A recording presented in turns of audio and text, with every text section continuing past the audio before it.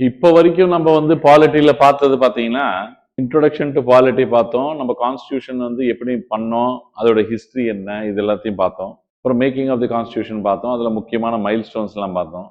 பார்த்துட்டு அதுக்கப்புறம் நம்ம வந்து காட் இன்ட்ரடியூஸ் டு கான்ஸ்டிடியூஷன். கான்ஸ்டிடியூஷனுக்கு இன்ட்ரடியூஸ் ஆகி ஆர்டிகல் 1லேருந்து நம்ம படிக்க ஆரம்பித்தோம். படிக்க ஆரம்பித்து நம்ம வந்து ஓவர் த பீரியட் வந்து சிட்டிசன்ஷிப்னா என்ன, அப்புறம் வந்து ஃபண்டமெண்டல் ரைட்ஸ்னா என்ன, டைரக்டிவ் பிரின்சிபல்ஸ் ஆஃப் ஸ்டேட் பாலிசின்னா என்ன, அதுக்கப்புறம் நம்ம வந்து ஃபண்டமெண்டல் டியூட்டிஸ்னா என்ன, இதில் இருக்கிற முக்கியமான கேஸ் லாஸ் அதெல்லாம் கூட நம்ம பார்த்து அடுத்த கட்டமாக பார்லிமெண்ட்ன்ற சாப்டரில் நம்ம என்டர் ஆகிருக்கோம். பார்லிமெண்ட்டில் பார்த்தீங்கன்னா நம்ம ஆல்ரெடி தெரிஞ்சு போச்சு நம்மளுக்கு பிரசிடென்ட்டு, ராஜ்யசபா, லோக்சபா. இந்த லோக்சபாலையும் ராஜ்யசபாலையும் எக்ஸிக்யூட்டிவும் உட்காந்துருப்பாங்க, லெஜிஸ்லேச்சர் லா மேக்கிங் பீப்புளும் உட்காந்துருப்பாங்க. டைட் செப்பரேஷன் இருக்காது. லெஜிஸ்லேச்சர், எக்ஸிக்யூட்டிவ், ஜுடிஷியரி மொத்தம் 3 ஆர்கன் ஆஃப் தி கவர்மெண்ட். இது செப்பரேஷன் ஆஃப் பவர்ஸ் இல்லைன்னா டிவிஷன் ஆஃப் பவர்ஸ் ஹாரிசான்டலி அப்படின்னு சொல்லுவாங்க. இந்த செப்பரேஷன் ஆஃப் பவர்ஸ் வந்து ராஜ்யசபா, லோக்சபா அப்படின்னு பிரிக்கும் போது அவங்க லா மேக்கிங் பாடி மாதிரி ஆயிடுவாங்க. Government PM and council of ministers, prime minister and council of ministers சொல்லும்போது அவங்க எக்ஸிக்யூட்டிவ் ஆயிடுவாங்க. அவங்க தான் கவர்மெண்ட். அப்படின்னா எக்ஸிக்யூட்டிவ் இல்லாமல் மிச்சம் எல்லாருமே எம்பிஸ், ராஜ்யசபா லோக்சபாவில் இருக்கிறவங்கெல்லாம் லெஜிஸ்லேச்சர் கணக்கில் வருவாங்க. ஸோ லெஜிஸ்லேச்சரில் தான் நம்ம இந்தியாவில் எக்ஸிக்யூட்டிவ் உட்காடுறாங்க. ஆனால் actually technically legislature law making body, executive law implementing body, அதே மாதிரி லா அட்ஜுடிகேட்டிங் பாடின்னு சொல்லுவாங்க. பனிஷ்மெண்ட் கொடுக்கறது, இந்த மாதிரி வந்து ப்ராப்பராக வந்து சட்டங்களை கரெக்டாக தான் கான்ஸ்டியூஷனுக்கு ஏற்ற மாதிரி தான் பண்ணுறாங்களா அப்படின்னு வந்து பார்க்குறது எல்லாமே ஜுடிஷியரியோட வேலை. So legislature, executive, judiciary water tight compartments மாதிரி பிரித்து இருந்தால் அந்த இடத்துல வந்து டெமோக்ரஸியோ கான்ஸ்டியூஷனல் மொனார்க்கியோ ஏதோ ஒன்று பக்காவாக நீட்டாக வந்து வேலை செய்யும் அப்படின்றது ஒரு ஐதீகம், ஒரு உட்டோப்பியன் ஐடியா அது. ஆனால் நம்ம இந்தியாவில் legislature and executive part of parliament தான் உட்காருவாங்க. இங்கே நம்ம ஸ்டேட் லெவலில் ஸ்டேட் அசம்பிளியில் உட்காருவாங்க. புரியுதுங்களா? ஸோ டைட் செப்பரேஷன் இருக்காது. ஆனால் இண்டிபெண்டன்ட் ஜுடிஷியரி இருக்குது. நம்மளுக்கு இந்தியாவில் என்ன இருக்குது? இண்டிபெண்டன்ட் ஜுடிஷியரி இருக்குது. So they can take decisions on their own. அப்பாயின்மெண்ட்ஸும் அவங்களோட மெஜாரிட்டி ஆஃப் தி அப்பாயின்மெண்ட்ஸ் எல்லாம் டிசிஷன்ஸ் எல்லாமே அவங்க தான் எடுப்பாங்க. இந்த நிகழ்வில் நம்ம பார்லிமெண்ட்டை பார்க்குறோம். பார்லிமெண்ட்டை பார்க்கும்போது அதில் என்ன சார் பார்லிமெண்ட் இட் கன்சிஸ்ட் ஆஃப்னா பிரசிடென்ட், ராஜ்யசபா, லோக்சபா. இதை பற்றி நம்ம ஆல்ரெடி கொஞ்சம் லாஸ்ட் கிளாஸில் பார்த்தோம். எப்படி சார் வந்து லோக்சபா எம்பி வந்து குவாலிஃபிகேஷன்ஸ் என்ன, ஒரு ராஜ்யசபா எம்பி ஆகணும்னா என்னென்னலாம் குவாலிஃபிகேஷன்ஸ் இருக்கணும், 25 years of age, 30 years of ஏஜ்லாம் நம்ம பார்த்தோம். அதே மாதிரி டிஸ்குவாலிஃபிகேஷன் பண்ணணும்னா என்ன சார் அப்படின்னு நம்ம வந்து சில விஷயத்த பார்த்தோம். நீங்கள் வந்து அவங்க கட்சி விட்டு கட்சி தாவறாங்க அப்படின்னா disqualification on the grounds of anti defection law. Anti defection law அது 10th ஸ்கெட்யூல். அதுதான் நான் உங்களுக்கு லாஸ்ட்டாக சொல்லி லாஸ்ட் கிளாஸில் முடித்தேன். இப்போ அதோட கண்டினியூஷனில் பார்க்கும்போது புரோட்டம் ஸ்பீக்கர் அண்ட் ஸ்பீக்கர் ஓட வேலை என்ன, பார்லிமெண்ட்ல அவைத்தலைவர், சபாநாயகர் இல்லைன்னா அவைத்தலைவர் சொல்லுவீங்க சார். இங்க என்ன ஸ்பீக்கர் அப்பாயின்மெண்ட் நடக்குதோ அதே மாதிரி ஸ்டைல்ல தான் எங்க நடக்கும், நம்ம ஊர் ஸ்டேட் லெவல்ல ஸ்டேட் லெஜிஸ்லேச்சர்ல இருக்கிற சட்டமன்றத்திலையும் நடக்கும். இப்ப நான் இங்க எடுக்கிறேன், நான் வந்து பார்லிமெண்ட்ல இருக்கிற லோக்சபால எடுக்கிறேன். எப்பவுமே ஸ்பீக்கர் என்ற வார்த்தை, டெபுட்டி ஸ்பீக்கர் என்ற வார்த்தை எங்க சார் இருக்கும்னு கேட்டீங்கன்னா லோயர் ஹவுஸ்ல தான் இருக்கும். எங்க இருக்கும்? Lower house. லோயர் ஹவுஸ் எது? லோக்சபா. அப்பர் ஹவுஸ் எது? ராஜ்யசபா. அப்பர் ஹவுஸ் எது? ராஜ்யசபா. லோயர் ஹவுஸ்ல இருக்கிற எம்பிஸ் எல்லாருமே மக்களால டைரக்டா தேர்ந்தெடுக்கப்பட்டு எலெக்ஷன் வழியாக, டைரக்ட் எலெக்ஷன் வழியாக வந்து எம்பிஸா வந்தவங்க. எந்த ஹவுஸ்ல உட்கார்ந்துருக்காங்க? லோயர் ஹவுஸ்ல. எங்க? லோக்சபால. கிளாரிட்டி? ராஜ்யசபால இருக்கிறவங்க எல்லாருமே இன்டைரக்ட்லி எலெக்ட் ஆகி வந்தவங்க. என்னது? இன்டைரக்ட்லி மக்களால தேர்ந்தெடுக்கப்பட்ட எம்எல்ஏஸ் ஒரு ஸ்டேட்லயும் இருக்காங்க. கரெக்டா? அந்த எம்எல்ஏஸ் எல்லாம் நாமினேட் பண்ணி அமிச்சவங்க தான் யாரு? ராஜ்யசபா எம்பிஸ். இப்போ ராஜ்யசபா எம்பிஸ் வந்து அங்க பக்கத்துல வைங்க கதைய. லோக்சபா எம்பிஸ் பத்தி பேசுவோம். இந்த லோக்சபா எம்பிஸ் அவங்களுக்கு ஒரு சபாநாயகர் ஒருத்தர் தேவை. ஏன்னா உட்காருங்கன்னு சொல்லணும், ஒருத்தரை நீக்கணும், ஒருத்தரை விலகணும், ஒருத்தரை வரவேற்கணும், ஒருத்தரை சஸ்பெண்ட் பண்ணணும். இந்த மாதிரி விஷயங்கள்லாம் நிறைய விஷயங்கள் நீங்க அவை தலைவராக சபாநாயகராக நீங்க பண்ண வேண்டிய கட்டாயம் இருக்கு. புரியுதுங்களா? அங்க லோக்சபால ஓம் பிர்லா அவர் கவர்மெண்ட் சப்போர்ட் பண்ணி அவரை தேர்ந்தெடுத்து ஸ்பீக்கராக உட்கார வச்சிருக்காங்க. கரெக்டா? எங்க? லோக்சபால. கரெக்டா? இந்த அவை தலைவர், இந்த சபாநாயகர் எப்படி தேர்ந்தெடுக்கப்படுவார் அப்படின்றது ஃபர்ஸ்ட் பாயிண்ட். இப்போ எலெக்ஷன்ஸ் முடிஞ்சிருச்சுன்னு நினைச்சுக்கோங்க. முடிஞ்ச உடனே ஒரு பார்ட்டி மெஜாரிட்டி வருது, ஒரு பார்ட்டிக்கு மெஜாரிட்டி வருது. அந்த பார்ட்டி போயிட்டு லெட்டர் கொடுப்பாங்க எங்க பிரசிடென்ட் கிட்ட, கிட்ட இத்தனை பேர் எம்பிசி இருக்காங்க, நாங்க கவர்மெண்ட் ஃபார்ம் பண்றதுக்கான பர்மிஷன் கொடுங்கன்னு யாரு கேட்பாங்க? பிரசிடென்ட்டை கேட்பாங்க. பிரசிடென்ட்டை கேட்டோன்னா அவர் என்ன பண்ணுவாரு? ஒத்துப்பார். ஒத்துக்கிட்ட அப்புறம் அவருக்கு டவுட் இருந்தா திரும்பி மெஜாரிட்டியை ப்ரூவ் பண்ண சொல்லலாம். புரியுதுங்களா? ஃப்ளோர்ல கூட ப்ரூவ் பண்ண சொல்லுவாங்க. ஃப்ளோர்னா லோக்சபாக்குள்ள, அவைக்குள்ள ப்ரூவ் பண்ண சொல்லுவாங்க. சரி, ப்ரூவ் பண்ணியாச்சு. இப்போதைக்கு நரேந்திர மோடிஜி தான் எது பிரைம் மினிஸ்டர் தான் எது கவர்மெண்ட் ஃபார்ம் பண்ண போறாரு. அவர் பிஎம், ஒரு 80ல இருந்து 85 பேர் கவுன்சில் ஆஃப் மினிஸ்டர்ஸ் இருக்க போறாங்க. புரியுதுங்களா? அதுல கேபினெட் இருப்பாங்க, நார்மல் கவுன்சில் ஆஃப் மினிஸ்டர்ஸ் இருப்பாங்க, இல்ல மினிஸ்டர் ஆஃப் ஸ்டேட் இருப்பாங்க. புரியுதுங்களா? Minister of state for independent charge இருப்பாங்க. இவங்க எல்லாம் டிஃப்ரெண்ட் கேட்டகரிஸ் ஆஃப் மினிஸ்டர்ஸ். யார் கீழே இருக்காங்க? பிரைம் மினிஸ்டர் கீழே. சார், இந்த கதையெல்லாம் ஏன் சார் சொல்றீங்க? இவங்க எல்லாருமே பதவி பிரமாணம் பண்ண அப்புறம் எங்க வந்துருவாங்கன்னா ஸ்ட்ரைட்டா லோக்சபாக்கு வருவாங்க. புரியுதுங்களா? லோக்சபாக்கு லோக்சபால உட்கார்ந்த உடனே இப்ப அவை தலைவர் இல்ல, யார் அந்த சபாநாயகர் போஸ்ட்ல உட்கார்றது? There should be a speaker. இப்போ கன்வென்ஷன் என்னன்னா சாதாரணமா வழக்கமா அப்படின்வீங்கல்ல, வழக்கமா அப்படின்னு தமிழ்ல ஒரு வார்த்தையை பயன்படுத்துவீங்க. பை கன்வென்ஷன் என்ன பண்ணுவாங்கன்னா ஒரு சீனியர் மோஸ்ட் எம்பிய அவை தலைவரா உட்கார வச்சிருவாங்க. அவர் பேரு புரோட்டம் ஸ்பீக்கர். அவர் பேரு புரோட்டம் ஸ்பீக்கர். இவரோட வேலை என்னன்னா ஒரு ஃபுல் டைம் ஸ்பீக்கரை எலெக்ஷன் நடத்துறது. ஃபுல் டைம் ஸ்பீக்கருக்கு ஒரு ஃபுல் டைம் பர்மனன்ட் சபாநாயகரை அவை தலைவரை செலக்ட் பண்றது, அதுக்கான எலெக்ஷன் நடத்துறது தான் யாரோட வேலை? புரோட்டம் ஸ்பீக்கரோட வேலை. புரோட்டம் ஸ்பீக்கர் என்ன பண்ணுவாரு? புரியுதுங்களா? சோ அந்த புரோட்டம் ஸ்பீக்கர் என்ன பண்ணுவாருன்னா, நீங்க ministry form the foreign speaker and other members and the other 3 members appointed by the president இவங்கலாம் பண்ணிட்டு president administer the oath with the speaker. அந்த புரோட்டம் ஸ்பீக்கருக்கு ஓத் யாரை கொடுப்பாங்க? உறுதிமொழி பிரசிடென்ட். ஏன்னா ஃபர்ஸ்ட் செஷனுக்கு எப்பவுமே பிரசிடென்ட் வருவாங்க. இது ஒரு தனி பாயிண்ட். எப்பவுமே ஜெனரல் எலெக்ஷன்ஸ் முடிஞ்ச உடனே ஃபர்ஸ்ட் எலெக்ஷன் முடிஞ்ச உடனே ஃபர்ஸ்ட் செஷன் ஆரம்பிக்குதுன்னு வச்சுக்கோங்களேன். கண்ட்ரி லெவல்ல லோக்சபாலனா பிரசிடென்ட் வருவாங்க. ஸ்டேட் லெவல்ல இப்ப எலெக்ஷன் நடக்க போதா, இது முடிஞ்சு மேல கூடுவாங்க. கரெக்டா? மேல கூடுவாங்க. மே 4ஆம் தேதி ரிசல்ட். கரெக்டா? அப்புறம் பதவி பிரமாணம் ஒரு 7ஆம் தேதியோ 8ஆம் தேதியோ பண்ணுவாங்க. சென்டிமெண்ட்ல போன வாட்டி 7ஆம் தேதி பண்ணாரு, அதனால 5 வருஷம் இருந்தாருன்னு சொல்லி இந்த வாட்டி கூட 7ஆம் தேதி பண்றதுக்கு வாய்ப்பு இருக்கு. அது கனவா கூட இருக்க வாய்ப்பு இருக்கு.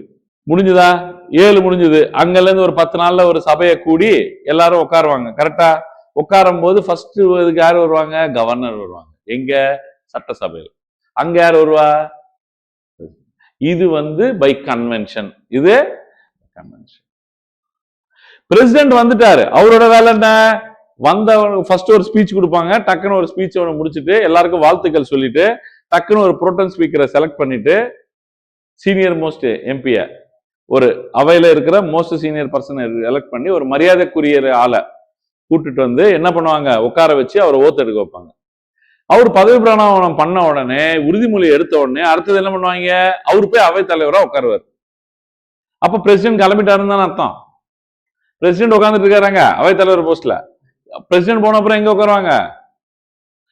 பிரசிடென்ட் போன அப்புறம் அந்த ஸ்பீக்கர் சேர்ல உட்கார்றதுக்கு யாருக்கு உறுதி இருக்கு? அந்த புரோட்டம் ஸ்பீக்கர்.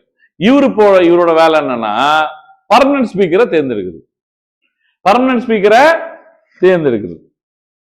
பர்மனன்ட் ஸ்பீக்கரை தேர்ந்த எடுத்த உடனே அந்த எலெக்ஷன் வந்து புரியுதுங்களா, மெஜாரிட்டி ஆஃப் தி கவர்மெண்ட் யாரு இருக்காங்களோ அவங்க எல்லாருமே எஸ்ன்றுவாங்க. கரெக்டா? ஆட்டோமேட்டிக்கா என்ன அவரு செலக்ட் ஆயிடுவார். புரியுதா? டெபுட்டி ஸ்பீக்கர் வந்து யூசுவலா ஒரு கன்வென்ஷன்ல லீடர் ஆஃப் அப்போசிஷன் பார்ட்டில இருந்து இருப்பாங்க. யூசுவலா அதுவும் ரெண்டுமே வந்து ஸ்பீக்கர் டெபுட்டி ஸ்பீக்கர் ரெண்டுமே வந்து மெஜாரிட்டி பார்ட்டில இருந்து தான் இருந்தாங்க. ஆனா இது ஒரு பக்கமா போயிட்டு இருக்குன்னு சொல்லி ஸ்பீக்கர் அண்ட் டெபுட்டி ஸ்பீக்கர் ரெண்டு போஸ்டும் தனித்தனியா பவர்ஃபுல். டெபுட்டி ஸ்பீக்கர் வந்து நல்லா கவனிங்க, நான் சொல்ல போற பாயிண்ட. இது 1 மார்க்கர்ல எப்படி கேட்பாங்கன்னா அந்த சென்டென்ஸ்ல கேட்பாங்க, சென்டென்ஸ் மேக்கிங்ல கேட்பாங்க. Deputy speaker is not subordinate to the speaker. Deputy speaker யாருக்கு சபார்டினேட் இல்ல? ஸ்பீக்கருக்கு சபார்டினேட் இல்ல. Both carry same powers. புரியுதுங்களா? Both carry same power. Deputy speaker அவை தலைவரா உட்கார்ந்தாலும் ஸ்பீக்கர் உட்கார்ந்தாலும் they carry the same powers. அவங்க ஒருத்தரை டிஸ்குவாலிஃபை பண்ணாங்கன்னா டிஸ்குவாலிஃபைடு. ஸ்பீக்கர் சொல்லி டெபுட்டி ஸ்பீக்கர் கேட்கணும்ன்றது மாஸ்டர் ஸ்லேவ் மாதிரி இங்க எதுவுமே இல்ல. டெபுட்டின்ற ஒரு வேர்டை வந்து டிஃபரன்ஷியேட் பண்றதுக்காக யூஸ் பண்ணிருக்காங்க தவிர வேற எந்த காரணத்தை கொண்டும் அவர் டெபுட்டி இல்ல. யாருக்கு? ஸ்பீக்கருக்கு. Speaker is from leader of opposition. Leader of opposition வந்து ஒரு செலக்ட் பண்ணி ஒரு ஆள் அனுப்புவாங்க. அவரு தான் வந்து டெபுட்டி ஸ்பீக்கரா இருப்பாங்க. அப்போசிஷன் பார்ட்டி இப்ப என்ன? காங்கிரஸ். காங்கிரஸ்ல இருந்து இருப்பாங்க. புரியுதுங்களா உங்களுக்கு? சார், ஸ்பீக்கரை எலெக்ட் பண்றதுக்கு என்னென்ன ப்ரொசீஜர் சார் அப்படின்னு கேட்டீங்கன்னா, ஸ்பீக்கரை எலெக்ட் பண்றது அந்த ஃபர்ஸ்ட்லயே நான் சொன்னேன்ல, புரோட்டம் ஸ்பீக்கர் வருவாரு, அதுக்கப்புறம் ஸ்பீக்கர் எலெக்ட் பண்ணுவாங்க. சரிங்களா சார்? அவரு வந்து மூணு விதமாக அவர் ரிமூவ் பண்ணலாம். அப்பாயிண்ட் பண்றது எப்படி? புரோட்டம் ஸ்பீக்கர் அப்பாயிண்ட் பண்ணுவாரு. கரெக்டா? யாரு ஸ்பீக்கரா உட்கார முடியும்? ஃபர்ஸ்ட் அவர் எம்பியா இருக்கணும். என்னவா இருக்கணும்? எம்பியா இருக்கிறவர் தான் நீங்க ஸ்பீக்கரா இருக்க முடியும். மோஸ்ட்லி யார் இருப்பாங்க? மெஜாரிட்டி பார்ட்டி யார் வந்தாங்களோ அவங்க தான். இது ஃபர்ஸ்ட் பாயிண்ட். சார், அடுத்தது வந்து 3 விதமா அவர் வந்து என்ன பண்ணலாம்? அவரை ரிமூவ் பண்ணலாம்.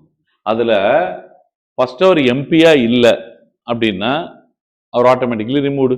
கரெக்டா? ரெண்டாவது பாயிண்ட கவனிங்க, ரொம்ப பொறுமையா சொல்றீங்க. டெபுட்டி ஸ்பீக்கருக்கு ரெசிக்னேஷன் லெட்டர் கொடுத்துட்டு போயிடுவார். அப்ப டெபுட்டி ஸ்பீக்கர் சபார்டினேட் இல்ல.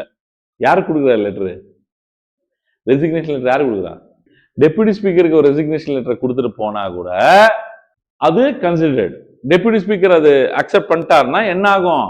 Is resigned. யாரு? Is deemed to be resigned. யாரு? ஸ்பீக்கர் ரிசைன் ஆன மாதிரி கணக்கு. இந்த மூணாவது தான் கொஞ்சம் உங்களுக்கு புரிய வேண்டிய கதை. ஸ்பீக்கரை ரிமூவ் பண்ணணும் அப்படின்னு இப்போ ஒரு ஓம் பிர்லாக்கு ஒரு ரெசல்யூஷன் ஒன்று, நோ கான்ஃபிடன்ஸ் மோஷன் ஒன்று ஸ்டார்ட் பண்ணி விட்டாங்க. பாத்தீங்களா? ஸ்பீக்கரை ரிமூவல் ப்ரொசீஜர் அப்படின்னு சொல்லி அப்போசிஷன் பார்ட்டி காந்திஜி ஆரம்பிச்சு விட்டுருக்காரு இந்த கதையை. எது? ஸ்பீக்கரை ரிமூவ் பண்ணணும் அப்படின்னு. அந்த ரிமூவ் பண்ணணும்னா ஃபர்ஸ்ட் ஸ்டெப் என்னன்னா, ஸ்பீக்கருக்கு 14 நாள் நோட்டீஸ் கொடுத்துருக்கணும் நீங்க. இப்போ இது important question, both for group 1, group 2, group 4, UPSC எல்லாருக்குமே இம்பார்ட்டன்ட் கொஸ்டின். ஏன்னா ஓம் பிர்லாக்கு ரிமூவ் பண்றதுக்காக இவங்க ஒரு பக்கம் சார்ந்து இருக்காரு அப்படின்னு சொல்லி என்ன பண்றாங்க, இவங்க ரிமூவல் ப்ரொசீஜர் ஆரம்பிச்சு அவர் ரிமூவ் ஆக மாட்டாரு. ஏன்னா மெஜாரிட்டி கவர்மெண்ட் யாருது? India government. அதனால ஆக மாட்டாரு. ஆனா அந்த அசிங்கப்படுத்துற மாதிரி, அவமானப்படுத்துற மாதிரி ஸ்பீக்கர் ரிமூவல் ப்ரொசீஜர் ஆரம்பிக்கிறதே ஒரு அவமானம் மாதிரி. புரியுதுங்களா உங்களுக்கு? புரியுதா? எப்பா அரெஸ்ட் பண்ணி கொண்டு போயிட்டாங்கப்பா உங்களை வீட்டுல இருந்து. அங்க போயிட்டு புழல் சிறையில் அடைக்கல, கோர்ட்ல பெயில் வாங்கிட்டு வந்துட்டீங்க. ஆனா நீங்க அரெஸ்ட் ஆனீங்கன்னு தான் சொல்லுவாங்க. கரெக்டா? அந்த மாதிரி அவமானம் தான் அது. புரியுதா? புழல் ஜெயில அடைச்சா இவர் ரிமூவ்டுன்னு அர்த்தம்.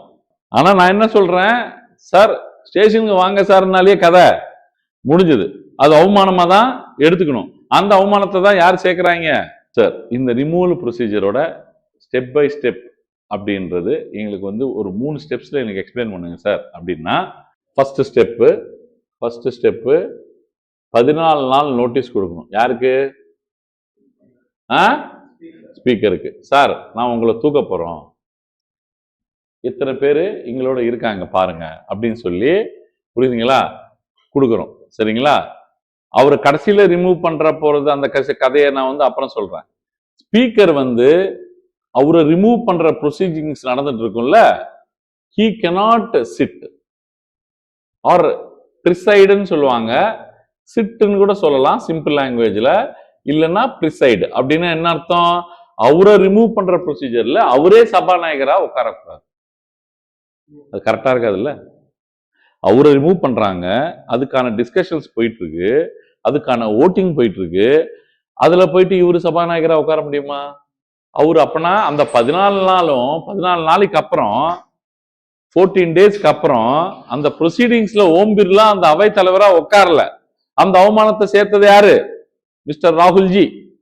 புரியுதா உங்களுக்கு? அந்த அவமானத்தை சேர்த்தது யாரு? 14 நாளைக்கு அப்புறம் ஃபர்ஸ்ட் நோட்டீஸ் கொடுத்துட்டாரு, அதுக்கப்புறம் ப்ரொசீடிங்ஸ் ஆரம்பிக்குது. அதுல இவங்க தோக்குறாங்க ஜெயிக்கிறாங்கன்னு பாயிண்ட் இல்ல, அந்த டிஸ்கஷன்ஸ் நடக்கும்போது ஓம் பிர்லா இறங்கினாரா இறங்கலையா? ஓம் பிர்லா இறங்கிட்டாரா? அவைய விட்டு அந்த குர்சி அந்த நாற்காலி விட்டு இறங்கிட்டாரா இறங்கலையா? இறங்கிட்டாரு. அது அவமானமா இல்லையா? இதுதான் அவங்களுக்கு தேவை, பாலிடிக்ஸ். இப்போ 14 டேஸ் நோட்டீஸ் யாருக்கு கொடுத்தா? ஸ்பீக்கருக்கு. ஸ்பீக்கருக்கு எதுல உட்கார முடியாது? அவரை ரிமூவ் பண்ற ப்ரொசீஜர்ல அவராவே உட்கார கூடாது. இங்க அழகா எழுதியிருப்பேன் பாருங்க, என்ன removal is under consideration, speaker cannot preside at the sitting of the house. அதே மாதிரி பாருங்க, while however she or she can speak and take part in the proceedings and vote in the first instance, though not in the case of okay. இப்போ சாதாரண எம்பியாக என்ன பண்ண முடியுமோ அதெல்லாம் நீங்க பண்ணலாம். சாதாரணமாக எம்பியாக, லோக்சபா எம்பியாக நீ உட்கார்ந்துட்டு நீங்க அவை ப்ரொசீடிங்ஸ்ல பேசலாம். இது மேல நீங்க எப்படி வந்து இந்த மாதிரி துர்பிரச்சாரம் பண்ணலாம், எப்படி இப்படிலாம் அநியாயமா நீங்க செய்யலாம் அப்படிலாம் யார் சொல்லலாம்? அவரு பேசலாம். அதே மாதிரி இன்னொரு பாயிண்ட் நான் இங்க ரிஸ்க் எடுத்து சொல்றேன். ஃபங்க்ஷன்ஸ் ஆஃப் தி ஸ்பீக்கர்ல நான் சொல்லணும், ஆனா இங்க நான் சொல்றதுக்கு ட்ரை பண்றேன். இன்னொரு பாயிண்ட் சொல்றதுக்கு, எம்பி நார்மல் எம்பியாக அவர் உட்காந்துக்கலாம், அவை தலைவரா உட்கார முடியாது. எப்போ? அவர் ரிமூவ் பண்ணும்போது. இது கொஸ்டின் ஏரியாமா, அதனாலதான் இவ்வளவு நேரம் டைம் எடுக்கிறேன். புரியுதுங்களா? அவை தலைவராக உட்கார்ந்து எதுவும் செய்ய முடியாது. அவர் சாதாரண சீட்ல வந்து உட்காரலாம்.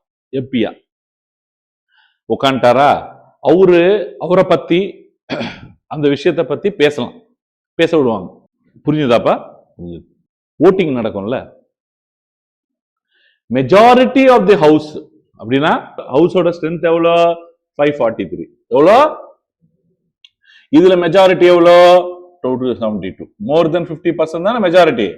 மோர் தென் 50% ஆஃப் தி ஓட்ஸ் வந்து விழுந்தா அது மெஜாரிட்டி. அப்பனா மெஜாரிட்டி ஆஃப் தி ஹவுஸ் அப்படின்னா 272 பேருக்கு மேல ஓட்டு போட்டா என்ன ஆவாங்க? அவை தலைவர் என்ன ஆவாரு? நீக்கப்படுவார். கரெக்டா? நீக்கப்படுவார். மெஜாரிட்டி ஆஃப் தி ஹவுஸுக்கு ஓட்டிங் நடக்குமா? அந்த ஓட்டிங்ல அவராவே கலந்துக்கலாம். இந்த ஓட்டிங்ல அவரு கலந்துக்கலாம். ஆப்வியஸ்லி அவரு எகெயின்ஸ்டா போட்டுக்க மாட்டாரு, அவரு ஃபேவரபிளா தான் போட்டுப்பார். கரெக்டா? இந்த இதுதான் நான் சொன்னது. ஒரு எக்ஸ்ட்ரா பாயிண்ட் ஒன்னு சொல்ல போறேன். இப்போ ஒரு எக்ஸ்ட்ரா பாயிண்ட் ஒன்னு சொல்ல போறேன். ஆனா யூசுவலா, நல்லா கவனிங்கம்மா, யூசுவலா ஒரு ஸ்பீக்கருக்கு ஃபர்ஸ்ட் ஓட்டிங் பவர் கிடைக்காது. அவர் அவை தலைவரா உட்காரும் போது, சபாநாயகரா உட்காரும் போது அவர் ஃபர்ஸ்ட் ஓட்டு பண்ண முடியாது எப்பவுமே. ஏன்னா அவர் நியூட்ரல் ஆள் இல்ல. ரெண்டு பக்கமும் கட்சிங்க சண்டை போடும் போது அதை தீர்மானிச்சு பண்றது ஆளோட வேலை. ஆனா ஒரு விஷயத்தை பத்தி நிர்ணயிக்கும் போது, ஒரு தீர்மானத்தை நிறைவேற்றுறதுக்கு, ஒரு ஒரு ஒரு ஒரு உறுதிமொழியை நிறைவேற்றுறதுக்கு, ஒரு பில்ல பாஸ் பண்றதுக்கு, ஒரு சட்டத்தை கொண்டு வரதுக்கு ரெண்டு பக்கமும் ஈக்குவலா ஓட்டு விழுந்ததுன்னு நினைச்சுக்கோங்களேன். ரெண்டு பக்கம் என்ன, எதிர்கட்சியும் ஈக்குவலா ஓட்டு போட்டிருக்காங்க வேணான்னு, வேணும்னு சொல்லி ஆளுங்கட்சி போட்டிருக்காங்க. இது வந்து டை சிச்சுவேஷன் சொல்லுவாங்க. என்ன சொல்லுவாங்க? Tie situation. இந்த நேரத்துல தான் அவை தலைவரா உட்காரும் போது அவர் வந்து காஸ்டிங் ஓட்டு போடலாம் அப்படின்வாங்க. என்ன ஓட்டு? காஸ்டிங் ஓட்டு. எப்போ? டை சிச்சுவேஷன்ல. கரெக்டா? டை சிச்சுவேஷன்ல. இது எப்போ? அவர் அவை தலைவரா உட்காரும் போது. ஆனா இப்போ அவர் என்னது? சாதாரண எம்பி. டை சிச்சுவேஷன்ல இல்ல சார், நார்மல் சிச்சுவேஷன்ல எல்லா எம்பியும் நார்மலா ஓட் போடுவாங்கல்ல, அந்த பவருக்கு வந்துருவாரு. இவர் வந்து டை சிச்சுவேஷன்ல தான் இதுக்கு முன்னாடி ஓட்டு போடுற மாதிரி இருந்தது. இப்ப அவர் அவைத்தலைவர் இல்லாதனால டெம்பரரியா இல்லாதனால என்னது ஆகுது, டை சிச்சுவேஷனுக்காக வெயிட் பண்ண தேவையில்ல, சாதாரணமாவே அவர் ஓட்டு பண்ணிடலாம். புரியுதுங்களா? புரியுதா? எல்லா பாயிண்ட்ஸும் கிளாரிட்டி இருக்கா சார்? ஒரு அவை தலைவரை தூக்கணும்னா என்ன பண்ணணும்? ஒண்ணு அவராவே போயிடணும், எம்பி வேணான்னு. ரெண்டாவது டெபுட்டி ஸ்பீக்கருக்கு ரெசிக்னேஷன் கொடுத்து போயிடணும். ஒன்னு எம்பியா இல்லாம போகணும், இல்லைன்னா டெபுட்டி ஸ்பீக்கர் ரெசிக்னேஷன் கொடுத்து போயிடணும். மூணாவது ப்ரொசீஜர் 14 days 14 days நோட்டீஸ் கொடுப்பாங்க. யாராவது ஒரு எதிர்கட்சி தலைவர் தூக்கணும்னு நினைக்கிறாங்கன்னா கண்டிப்பா ஆளுங்கட்சி தூக்காது, எதிர்கட்சி தலைவர் தூக்கணும்னு நினைக்கும் போது. அப்புறம் ஸ்பீக்கர் அதுல உட்கார முடியாது, சாதாரண எம்பியா தான் உட்காருவாரு. எல்லா ஃபங்க்ஷன்ஸும் சாதாரண எம்பி தான். சாதாரண எம்பி வந்து ஓட்டிங் நடக்கும். மெஜாரிட்டி ஆஃப் தி எம்பிஸ் ஓட்டு பண்ணாதான் என்ன ஆகும், அவை தலைவரை தூக்க முடியும். மெஜாரிட்டினா எவ்வளோ? 543ல 272 ஓட்டு போடணும், 50%, மோர் தேன் 50%. போட்டாதான் யாரு போவாங்க வெளியே? ஸ்பீக்கர் வெளியே போவாங்க, ஸ்பீக்கர் இறங்கிடுவாரு. கரெக்டா? அந்த மெஜாரிட்டி போடும்போது, அந்த ஓட்டிங் நடக்கும்போது இவர் சாதாரண எம்பியாக ஓட்டு போட்டுடலாம். ஆனா வழக்கமாக என்னன்னா, இவர் எப்பவுமே ஃபர்ஸ்ட் ஓட்டு போட மாட்டாரு. ஸ்பீக்கர் அவை தலைவரா இருந்தாருன்னு நினைச்சுக்கோங்களேன், அந்த நேரத்துல அவர் ஓட்டு போட மாட்டாரு. நல்லா புரியுதுன்னு நினைக்கிறேன். எப்ப போடுவாரு? ரெண்டு பக்கமும் டை சிச்சுவேஷன் வரும்போது தான் காஸ்டிங் ஓட்டு போட்டு அந்த பிரச்சனையை முடிச்சு விடுவாரு. புரியுதுங்களா உங்களுக்கு? அப்ப முதலா அவர் ஓட்டு போட முடியாது.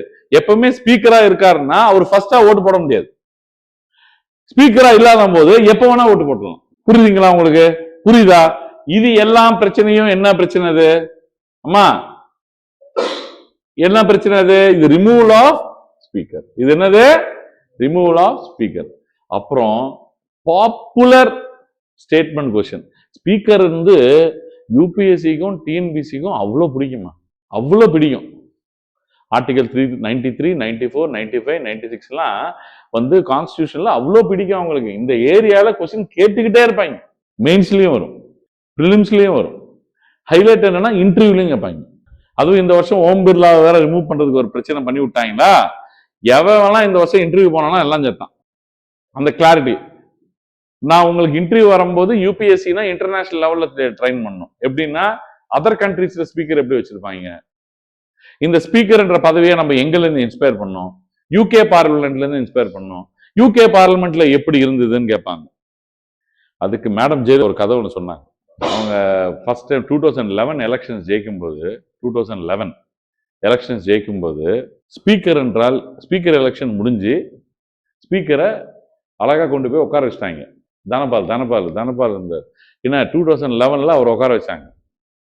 உட்கார வச்சுட்டு இந்த கதையை சொன்னோன்னே கதி கலங்கிருச்சு அவருக்கு. ஸ்பீக்கர் வந்து எதுக்கு வச்சிருந்தாங்க, ஸ்பீக்கர்னு ஏன் ஸ்பீக்கரை சொல்றாங்க, இதோட இம்பார்ட்டன்ஸ் என்ன அப்படின்றது சொன்னாங்க.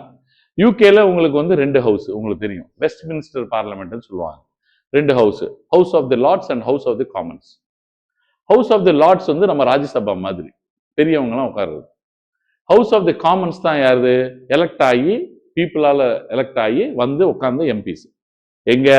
House of the commons. இந்த ஹவுஸ் ஆஃப் தி காமன்ஸ்ல தான் ஸ்பீக்கர் உட்காருவார். கரெக்டா? இங்க எங்க உட்கார்றாங்க? லோக்சபால உட்கார்றாருல, அங்க எங்க உட்கார்றாங்க? House of the commons. Usually எந்த அளவுக்கு பவர்ஃபுல்னா அவங்க அங்க ஜுடிஷியரி இண்டிபெண்டன்ட் இல்லை. அங்க கிங்கோ இல்லைன்னா பிரைம் மினிஸ்டரோ ஒரு ரெசல்யூஷனை பாஸ் பண்ணிட்டாங்கன்னா அதுதான் கான்ஸ்டிடியூஷன் அவங்களுக்கு, அதுதான் சட்டம். இதை கொஸ்டின் கேட்க முடியாது. யாரால? ஜுடிஷியரியால. ஜுடிஷியரி அதை அமல்படுத்தணும், அவ்வளவுதான். நீ வந்து கேள்வி எல்லாம் கேட்டுட்டு நம்ம ஊர் மாதிரி ultra vires of the constitution, unconstitutional, judicial review, judicial over reach, judicial activism, இந்த மாதிரி கதையெல்லாம் எங்க இல்ல? யூகேல இல்ல. ஆனா பார்லிமெண்ட் தூக்கி நம்ம யூகேல இருந்து வாங்கணும், ஜுடிஷியரியை தூக்கி நம்ம எங்க இருந்து வாங்குறோம்? யூஎஸ்ல இருந்து வாங்குறோம். இது ஒரு விதமான சாண்ட்விச் நம்மளுது. புரியுதுங்களா உங்களுக்கு? நம்ம கான்ஸ்டிடியூஷன். சார் போனோடனே அந்த அம்மா கிட்ட போகும்போது அந்த அம்மா சொல்றாங்க, குவீன் கிட்ட ஸ்பீக்கர் டெய்லி போவாராம், வந்து என்னென்ன நடந்திருக்கு இன்னைக்கு லோயர் ஹவுஸ்ல, என்னென்ன சட்டங்கள் நிறைவேற்றப்பட்டிருக்கு, என்னென்னலாம் நடந்திருக்குன்னு சொல்றதுக்காக போவார்.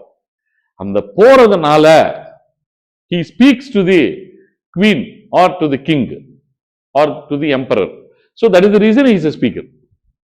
ஸோ அவர் தான் ப்ரிசைட் பண்ணுவாரு. அவர் குவீனோட ரெப்ரசன்டேட்டிவ். குவீன் உட்காருதுன்னு ஃபீல் பண்ணுவாங்க. எங்க அந்த அவையில அந்த சபாநாயகராக யார் உட்கார்றா?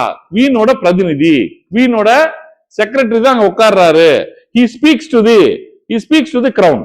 he speaks to the crown. இதுதான் வந்து இந்த அம்மா மேடம் ஜெயலலிதா எக்ஸ்பிளைன் பண்ணிக்கிட்டே இருக்கும்போது ரொம்ப பணிவா போவாராம் ஆளு ஸ்பீக்கர். யுவர் ஹைனஸ் அப்படியே போயிட்டு மை லார்டுன்னு சொல்லி எக்ஸ்பிளைன் பண்ணிட்டு இருப்பான். டக்குன்னு ஏதாவது ஒண்ணு சொன்னதை நிறைவேற்றாம வேற ஏதாவது பண்ணா டக்குன்னு எடுத்து சென்டென்ஸ்மெண்ட் டு எக்ஸிகியூஷன் இவரை போய் போட்டுருக்கணும். இன்ஸ்டன்ட் பனிஷ்மெண்ட் தான். நான் சொன்னது என்ன, நீ செஞ்சது என்ன அப்படின்னு சொல்லி இன்ஸ்டன்ட்டா எக்ஸிக்யூட் பண்ணுங்கன்னு சொல்லி அனுப்பிச்சு விட்டுறாங்க ஸ்பீக்கரை. இது சொன்னோடனே அந்த தனபாலோட கதையை பார்க்கணும் நீங்க. அந்த ஸ்பீக்கரை என்னடா பண்றாங்க, இது ஏட்டா பேட சொல்றாங்க. அப்பதான் உட்கார வைக்கிறாங்க அவர்களை.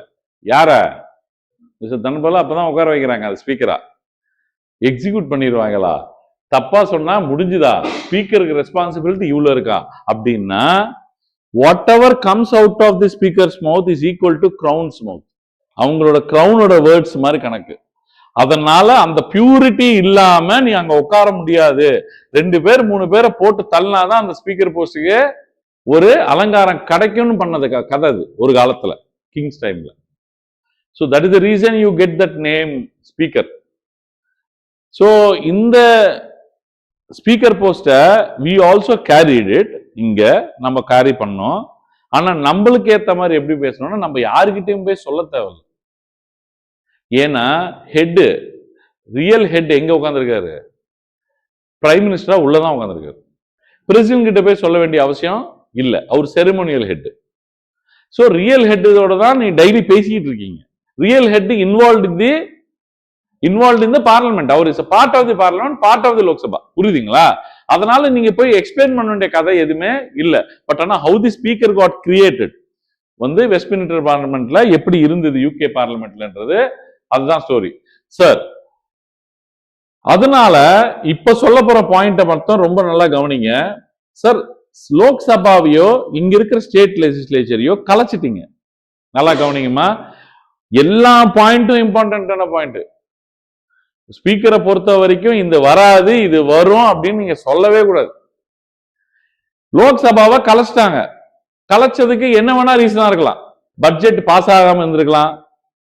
புரியுதுங்களா?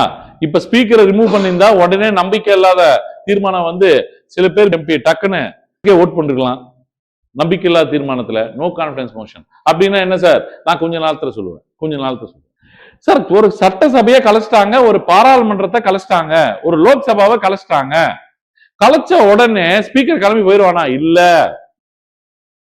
இதை கலைச்சிட்டாங்க அப்படின்ற தகவல் கொண்டு போய் எங்க சொல்லணும்? யூகே பார்லிமெண்ட்னா அது அவனால சொல்ல முடியுமா? கிரவுன் கிட்ட மேடம் கலைச்சிட்டாங்க மேடம் அப்படின்னு சொல்லி போனானா என்ன ஆகும்? முடிச்சு விட்டுருவாங்க. கலைக்கிற அளவுக்கு நீ என்னடா பண்ணிட்டு இருந்த? இது கூடவா மோப்பம் முடிக்கல? அங்க பிரச்சனை வேற, அந்த காலத்துல இருந்த பிரச்சனை வேற. ஆனா இங்க எப்படின்னா அவர் வெக்கேட் பண்ண மாட்டாரு. இந்த சீட்டை, ஸ்பீக்கர் சீட்டை வெக்கேட் பண்ண மாட்டாரு. ஏன்னா இன்னொருத்தங்க யாரோ இப்ப இருக்கிற prime minister, council of ministers தான் ரிசைன் பண்ணாங்க. திரும்பி அவருக்கு மெஜாரிட்டி இருக்கா இல்லையான்றது ப்ரூவ் பண்ணணும்னு வச்சுக்கோங்களேன். அப்ப அவை நடக்கணும்ல, அதுக்கு அவை தலைவர் இருக்கணும்ல. எதுக்கு? ஆன் தி ஃப்ளோர் டெஸ்ட் பண்ணுவாங்க. உங்களுக்கு மெஜாரிட்டி இருக்கா இல்லையா காட்டுங்க. உங்ககிட்ட 272 பேர் இருக்காங்களா காட்டுங்கன்றாங்க. எல்லாரும் கை தூக்குறதுக்கு எத்தனை கைன்னு என்றதுக்கு ஒரு ஆள் வேணும்ல. அந்த ஆள் யாரு? ஸ்பீக்கர். சோ புரிஞ்சுதா தம்பி? ஏதாவது புரிஞ்சுதா? எல்லாம் புரிஞ்சுது சார். இந்த ஸ்பீக்கரும் டெபுட்டி ஸ்பீக்கர் இந்த பவர்ஸ் எல்லாமே எதுல இருந்து சார் கொண்டு வந்தாங்க அப்படின்னா 1919 கவர்மெண்ட் ஆஃப் இந்தியா ஆக்ட். இது கவர்மெண்ட் ஆஃப் இந்தியா ஆக்ட் 1919ல பாயிண்டா கூட எழுதலாம் நீங்க. இந்த ப்ரொவிஷன்ஸ் எல்லாமே எங்க இருந்தது? 1919 government of India act during the time of British government. புரியுதா? வேர்ல்டு வார் முடிஞ்சு அவங்களுக்கு Montagu and Chelmsford secretary of the state and viceroy of India 2 பேரும் சேர்ந்து கொடுத்த ரிஃபார்ம்ஸ் அது சார். இது முடிஞ்சது சார். இப்போ டக்குன்னு கீழே வாங்க சார், கீழே வாங்க. இப்போ powers and functions of the ஸ்பீக்கர்னு இருக்கா? இதுல முக்கியமா நீங்க கண்டுபிடிக்க வேண்டியது, பேச வேண்டியது எல்லாமே பாத்தீங்கன்னா அவரு கோரம் மெயின்டெனன்ஸ் பார்ப்பாரு. கோரம் மெயின்டெனன்ஸ்னா என்ன? ஒரு அவையில 543 பேர் வரணும். அன்னைக்கு 543 பேரும் பிரசண்டா இல்ல. எவ்வளவு பேர் சார் வந்திருக்காங்கன்னா 30 பேர் வந்திருக்காங்க. யாரு? மொத்தமா எம்பிசி எத்தனை பேர் வந்திருக்காங்க? 30 பேர். இந்த அவையை நடத்த முடியாதுன்றார். ஏன்னா கோரம் வந்து மினிமம் 10% ஆஃப் தி ஹவுஸ் இருக்கணும். எவ்வளவு இருக்கணும்? 10% ஆஃப் தி ஹவுஸ் இருக்கணும். இதை பத்தி முடிவு பண்றது யாரு? அவை தலைவர், ஸ்பீக்கர் தான். புரியுதுங்களா? அதே மாதிரி ஸ்பீக்கரோட வேலை என்னன்னா, ரூல்ஸ் கமிட்டி சேர்மன், பிசினஸ் ப்ரொசீடிங்ஸோட சேர்மன், எதை நீக்கணும், வீடியோ எல்லாமே வீடியோ ரெக்கார்டிங் நடந்துட்டு இருக்கும். அந்த வீடியோ ரெக்கார்டிங்ல உட்காந்து இவங்கெல்லாம் வந்து சொன்னல, வேட்டியை இழுப்பாங்க, துண்டை இழுப்பாங்க, என்னென்னமோ இழுத்துட்டு இருப்பாங்க உட்காந்துக்கிட்டு, பேப்பரை கிழிச்சு போடுவாங்க. இது எல்லாத்தையும் உட்காந்து நீக்கணும்னு எல்லாத்தையும் நீக்கிடுவாங்க. ஏன்னா இவங்க தான் மக்கள் பிரதிநிதிகள். வெளியே தெரிஞ்ச அசிங்கம். உள்ள என்ன நடந்தாலும் ஸ்பீக்கர் சொல்லாம எந்த ஒரு போலீஸோ யாருமே உள்ள என்ட்ரா முடியாது. புரியுதுங்களா? போலீஸே வந்து ஒயிட் கலர் யூனிஃபார்ம்ல தான் உள்ள என்ட்ரு ஆயிட்டு அவங்க வந்து நார்மல் பர்சன் மாதிரி நின்றுட்டு இருப்பாங்க. அவங்களும் ப்ரொசீடிங் நடக்கும்போது வரக்கூடாது. ஏன்னா இவங்க மக்களால் தேர்ந்தெடுக்கப்பட்ட பிரதிநிதிகள்.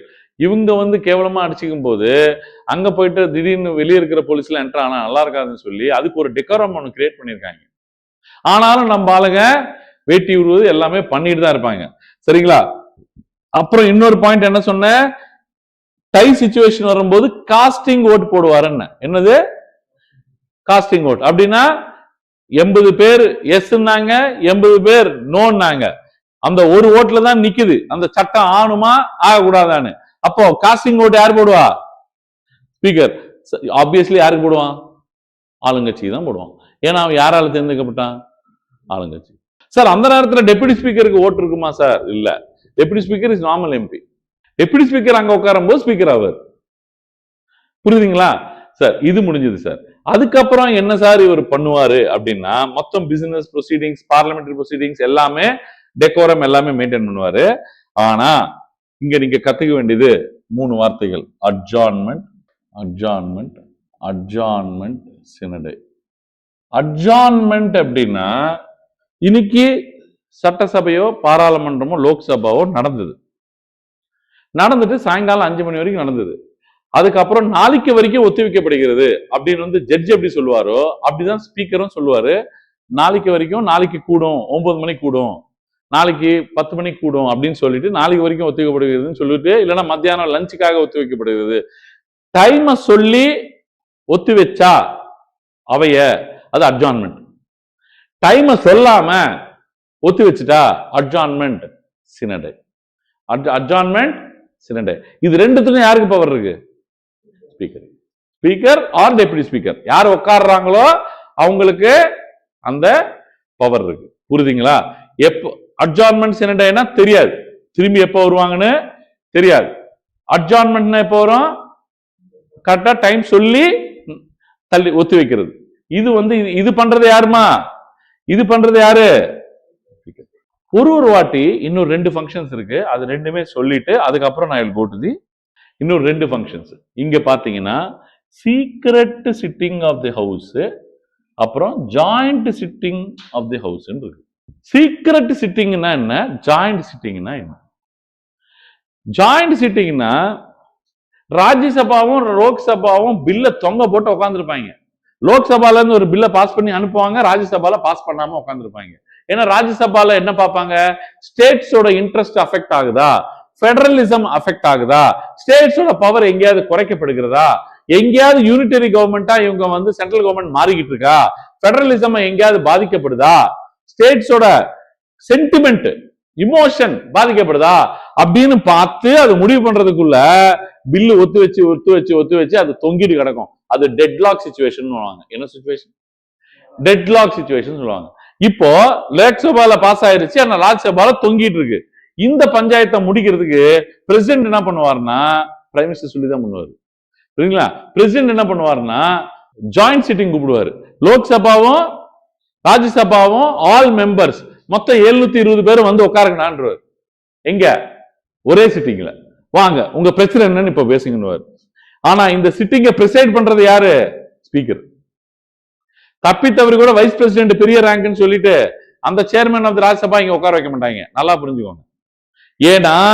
ஏன்னா prime minister and council of ministers வந்து belongs to the lower house of the belongs to the Lok Sabha, belongs to the lower house of the parliament. அவர் வந்து ராஜ்யசபா எம்பியா இருந்து இப்ப மினிஸ்ட்ரி ஆஃப் டெலிகம்யூனிகேஷன்ல இருந்தாலும் he belongs to the Lok Sabha. Rajya Sabha எம்பியா இருந்தாலும் அவர் டைரக்டா மக்களால தேர்ந்தெடுக்கப்படலனாலும் அவர் வந்து மினிஸ்ட்ரி ஆஃப் டெலிகாம் இல்ல மினிஸ்ட்ரி ஆஃப் கோல் ஆயிட்டாருன்னா, கேபினட் மினிஸ்ட்ரியில ரோல் புடிச்சிட்டாரு அப்படின்னா he belongs to லோக்சபா. அவர் எவ்ரி டைம் எங்க போய் உட்காரணும்? லோக்சபால தான் போய் உட்காரணும்.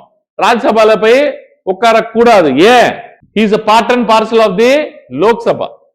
He belongs to the Lok Sabha. Sir, அதை தாண்டி எப்பயாவது அங்க போய் உட்கார்ந்தா யாரும் ஒன்னும் சொல்ல மாட்டாங்கம்மா. அங்க என்னடா பண்ணிட்டு இருக்கேன்னு வாங்க. நீ கவர்மெண்ட்ரா, நீ தான் மினிஸ்டர், ராஜ்யசபால உட்கார்ந்து என்ன பண்ணிட்டு இருக்க? புரியுதுங்களா? மன்மோகன் சிங் பல வாட்டி டைரக்டாவே எலெக்ட் ஆகல. ஆனா பிரைம் மினிஸ்டர் இருந்தாருல்ல, எங்க உட்கார்ந்தாரு? ராஜ்யசபால உட்கார்ந்தாரு. எங்க உட்கார்ந்தாரு? Rajya Sabha is for elders, advisories and sentiments and emotions disturb ஆகாம ஸ்டேட்ஸோட ஃபெடரலிசம் காப்பாத்துறது அவங்களோட வேலை. இந்தியாவை பியூர் ஃபெடரலிசமா Ambedkar, doctor B R Ambedkar முடிவு பண்ணல. சிச்சுவேஷன் பேடா இருக்கும்போது யூனிட்டரியா மாத்தி விட்டுருன்ட்டாரு. சென்ட்ரல் கவர்மெண்ட் பவர்ஃபுல் ஆயிரும். ஆனா டிஸ்டர்ப் ஆகாம இருக்கிறதுக்கு ராஜ்யசபா வச்சிட்டாரு. ராஜ்யசபா சொன்னாதான் அந்த பில்லு. இப்ப பில்லு தொங்குதா? இப்ப பில்லு தொங்கும் போது ஜாயிண்ட் சிட்டிங் கூப்பிட்டு ஜாயிண்ட் சிட்டிங்ல ஓட்டிங் நடத்தி அதுல இருந்து பஞ்சாயத்தை முடிப்பாங்க. இதை பிரிசைட் பண்றது யாரு? ஸ்பீக்கர். புரியுதுங்களா? ஜாயிண்ட் சிட்டிங் முடிஞ்சது. அடுத்தது என்ன இருக்கு? அடுத்தது என்ன இருக்கு? Secret sitting. இப்ப லீடர் ஆஃப் தி ஹவுஸ் யாரு? நம்ம மோடிஜி. லீடர் ஆஃப் அப்போசிஷன் ராகுல் ஜி. கரெக்டா? இந்த ji and council of ministers ஒரு சீக்ரெட் சிட்டிங் வேணும் எங்களுக்கு. ஒரு முக்கியமான கான்பிடென்ஷியல். நாங்க ஆபரேஷன் சிந்தூரை பத்தி பேச போறோம். ஆபரேஷன் சிந்தூரை பத்தி பேச போறோம். நாங்க வந்து அடுத்தது ஈரான் வார பத்தி, இந்தியாவோட இன்வால்மெண்ட்டை பத்தி பேச போறோம். அடுத்த போரை பத்தி பேச போறோம். நாட்டோட சீக்ரெட் சிட்டி பத்தி பேச போறோம். அதனால வந்து எங்களுக்கு சீக்ரெட் சிட்டிங் வேணும் அப்படின்னு கேட்டா அதை அரேஞ்ச் பண்ணி கொடுக்குறாரு ஸ்பீக்கர். இப்போ வரைக்கும் சொன்ன பாயிண்ட்ஸ் மட்டும் இந்த வீடியோல ஒரு 2-3 வாட்டி டக்கு டக்கு டக்கு டக்கு டக்கு டக்குன்னு போட்டு பாருங்க. இது வந்து இன்னெவிட்டபிள் பாயிண்ட்ஸ், எல்லாமே கொஸ்டின்ஸ். இப்ப நான் என்னென்னலாம் சொன்னனோ இது எல்லாமே கொஸ்டின்ஸ். ஒரு ஸ்பீக்கர் டாபிக் கேட்டாலே இப்ப நான் என்ன பாயிண்ட் சொன்னனோ அந்த பாயிண்ட் அப்படியே கொட்டிடணும். ஆப்வியஸ்லி ஆர்டிகல் 93 எழுதுவீங்க. சார், இவர் வந்து ஸ்பீக்கர் சார், இவருக்கு அப்படியே அந்த பக்கம் யாரு சார்? ராஜ்யசபால chairman.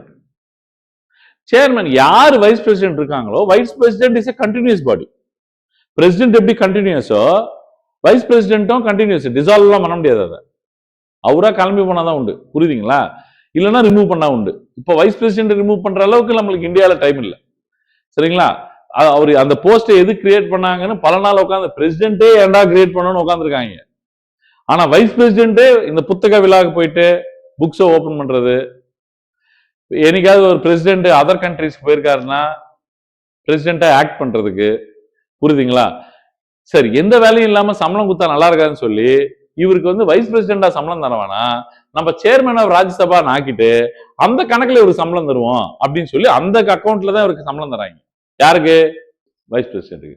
Chairman of ex officio, யாரெல்லாம் வந்து வைஸ் பிரசிடென்டா வராங்களோ அவங்க வந்து எக்ஸ் அபிஷியோ. சார், இவரு வந்து உட்காந்துதான் என்ன பண்ணுவாரு? டெபுட்டி சேர்மன் எலெக்ஷன் நடத்துவார். அங்க டெபுட்டி சேர்மன் இருப்பாங்க, இங்க டெபுட்டி ஸ்பீக்கர் இருக்காங்கல்ல.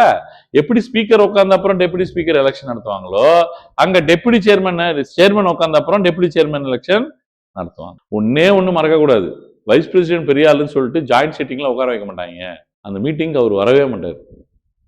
ஏன்னா அவர் எம்பியும் இல்லை, அவர் ஓட்டும் பண்ண தேவையில்ல. புரியுதுங்களா?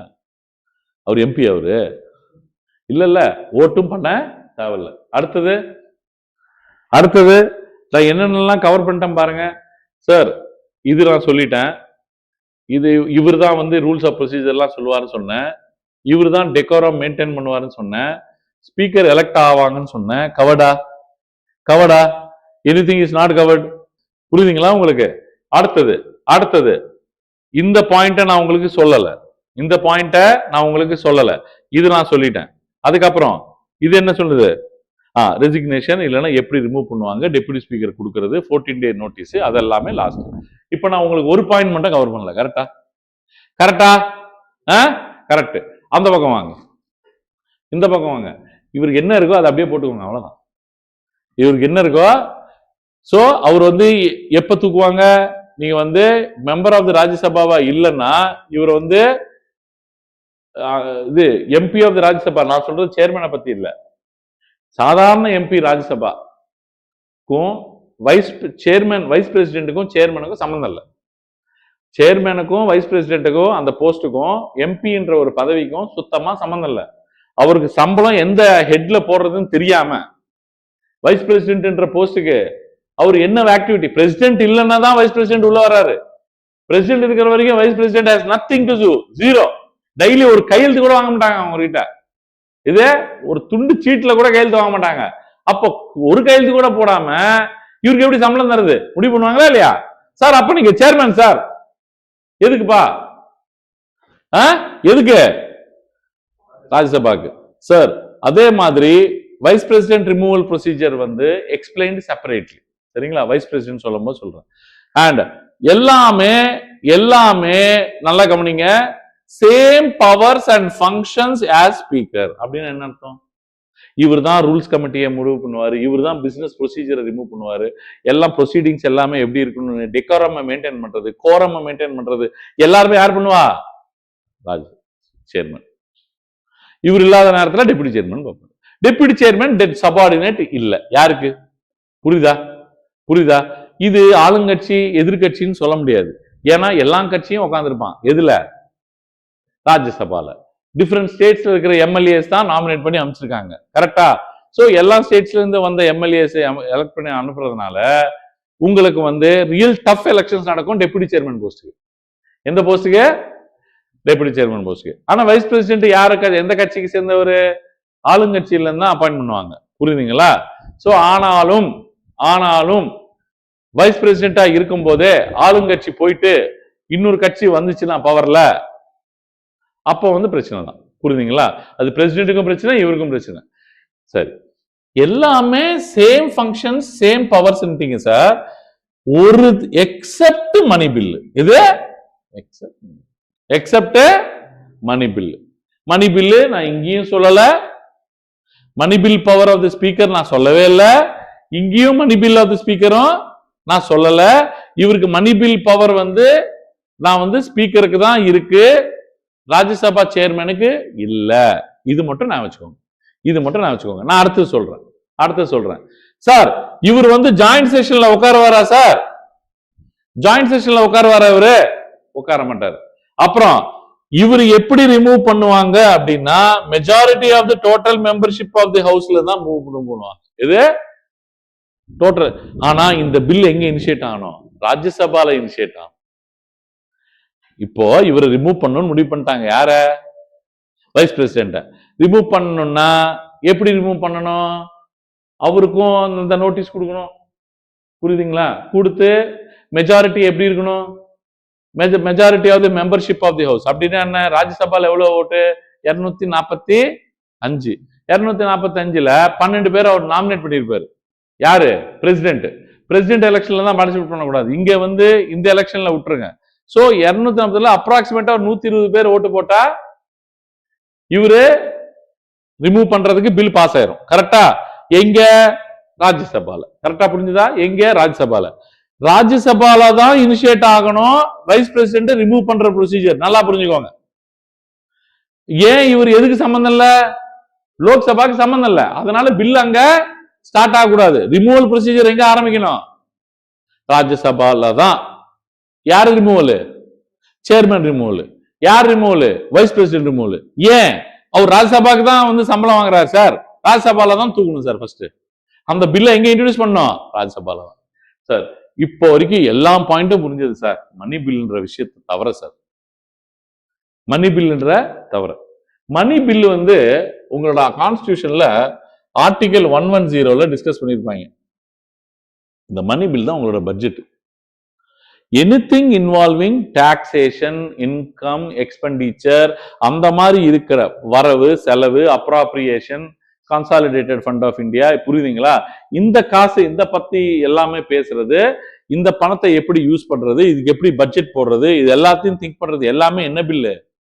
மணி பில். அந்த மணி பில்லு பத்தி ஜீரோ பவர்ஸ் யாருக்கு? ராஜ்யசபால. ஆளுங்கட்சிக்கு தான் பணத்தை தொடறதுக்கோ, பணத்தை யூஸ் பண்றதுக்கோ, பணத்தை பாஸ் பண்றதுக்கோ எல்லாத்துக்கும் பவர் இருக்கு. யாருக்கு? ஆளுங்கட்சிக்கு. லோக்சபா பவர் இங்கதான் வாங்குது.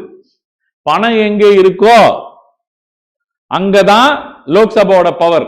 மக்கள் பிரதிநிதிகளுக்கு மட்டும்தான், டைரக்டா எலெக்ட் ஆன மக்கள் பிரதிநிதிகளுக்கு மட்டும்தான், அதுலயும் பர்டிகுலரா கவர்மெண்ட்டுக்கு மட்டும்தான். கவர்மெண்ட் யாரு?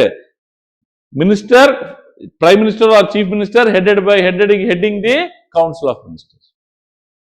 மணி பில்லுன்னா என்னன்னா பண வர செலவுகளை கைய வைக்கிறது, பட்ஜெட்டை முடிவு பண்றது, எந்த பணத்தை எப்படி யூஸ் பண்ணணும்னு முடிவு பண்றது. இதை பத்தி பேசுறதுக்கு லோக்சபால இருக்கிற எக்ஸிகியூட்டிவ்க்கு மட்டும்தான் பவர் இருக்கு. புரியுதுங்களா? இத பத்தி ராஜ்யசபால பேசுறதுக்கு துளி அளவு கூட பவர் இல்ல. பில்ல ஃபர்ஸ்ட் இன்ட்ரோடியூஸே பண்ண முடியாது. ஏன்னா ஒரு பாயிண்ட் எக்ஸ்ட்ரா பாயிண்ட் சொல்றேன், வீடியோ கிட்ட பாத்துக்கோங்க. திரும்பி ஒரு எக்ஸ்ட்ரா பாயிண்ட் சொல்றேன். ஒரு மணி பில்ல லோக்சபால இன்ட்ரோடியூஸ் பண்றதுக்கு முன்னாடியே உங்களுக்கு பிரசிடென்ட் கிட்ட ரெக்கமெண்டேஷன் தேவை. Point number 1.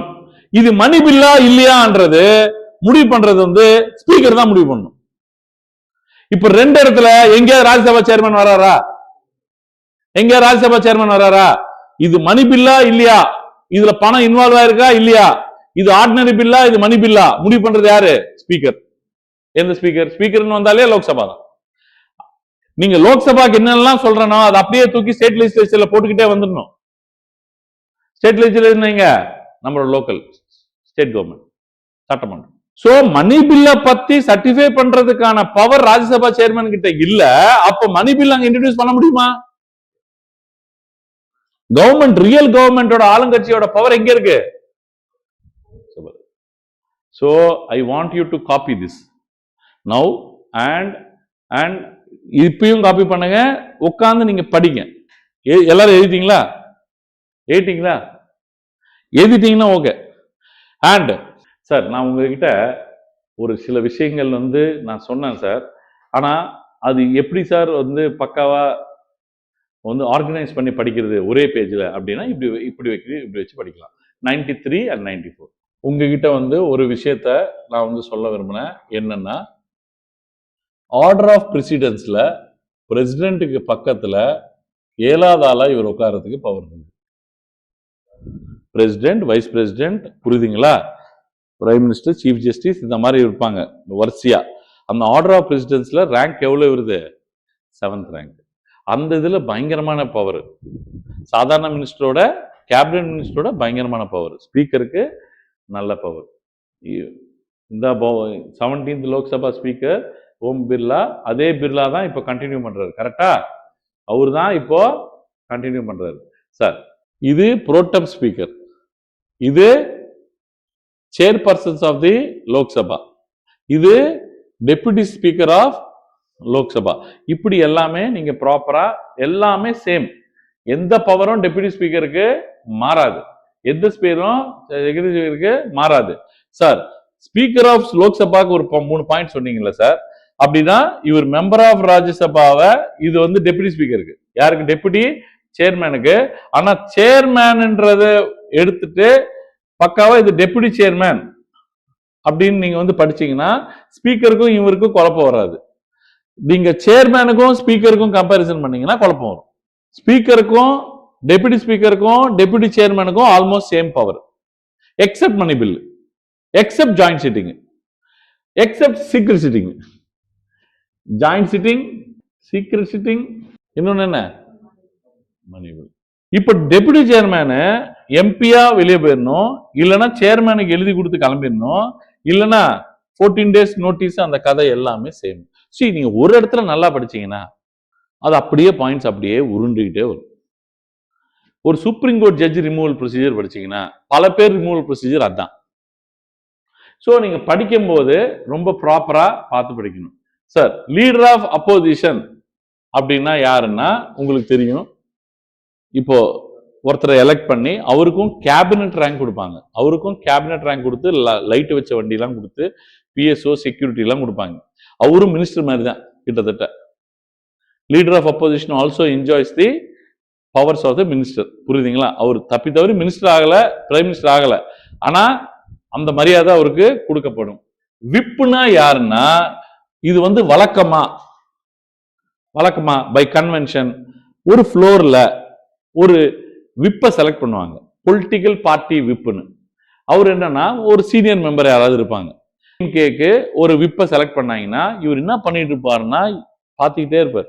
டேய் இது ஓட்டு போடாத அப்படின்றவர்.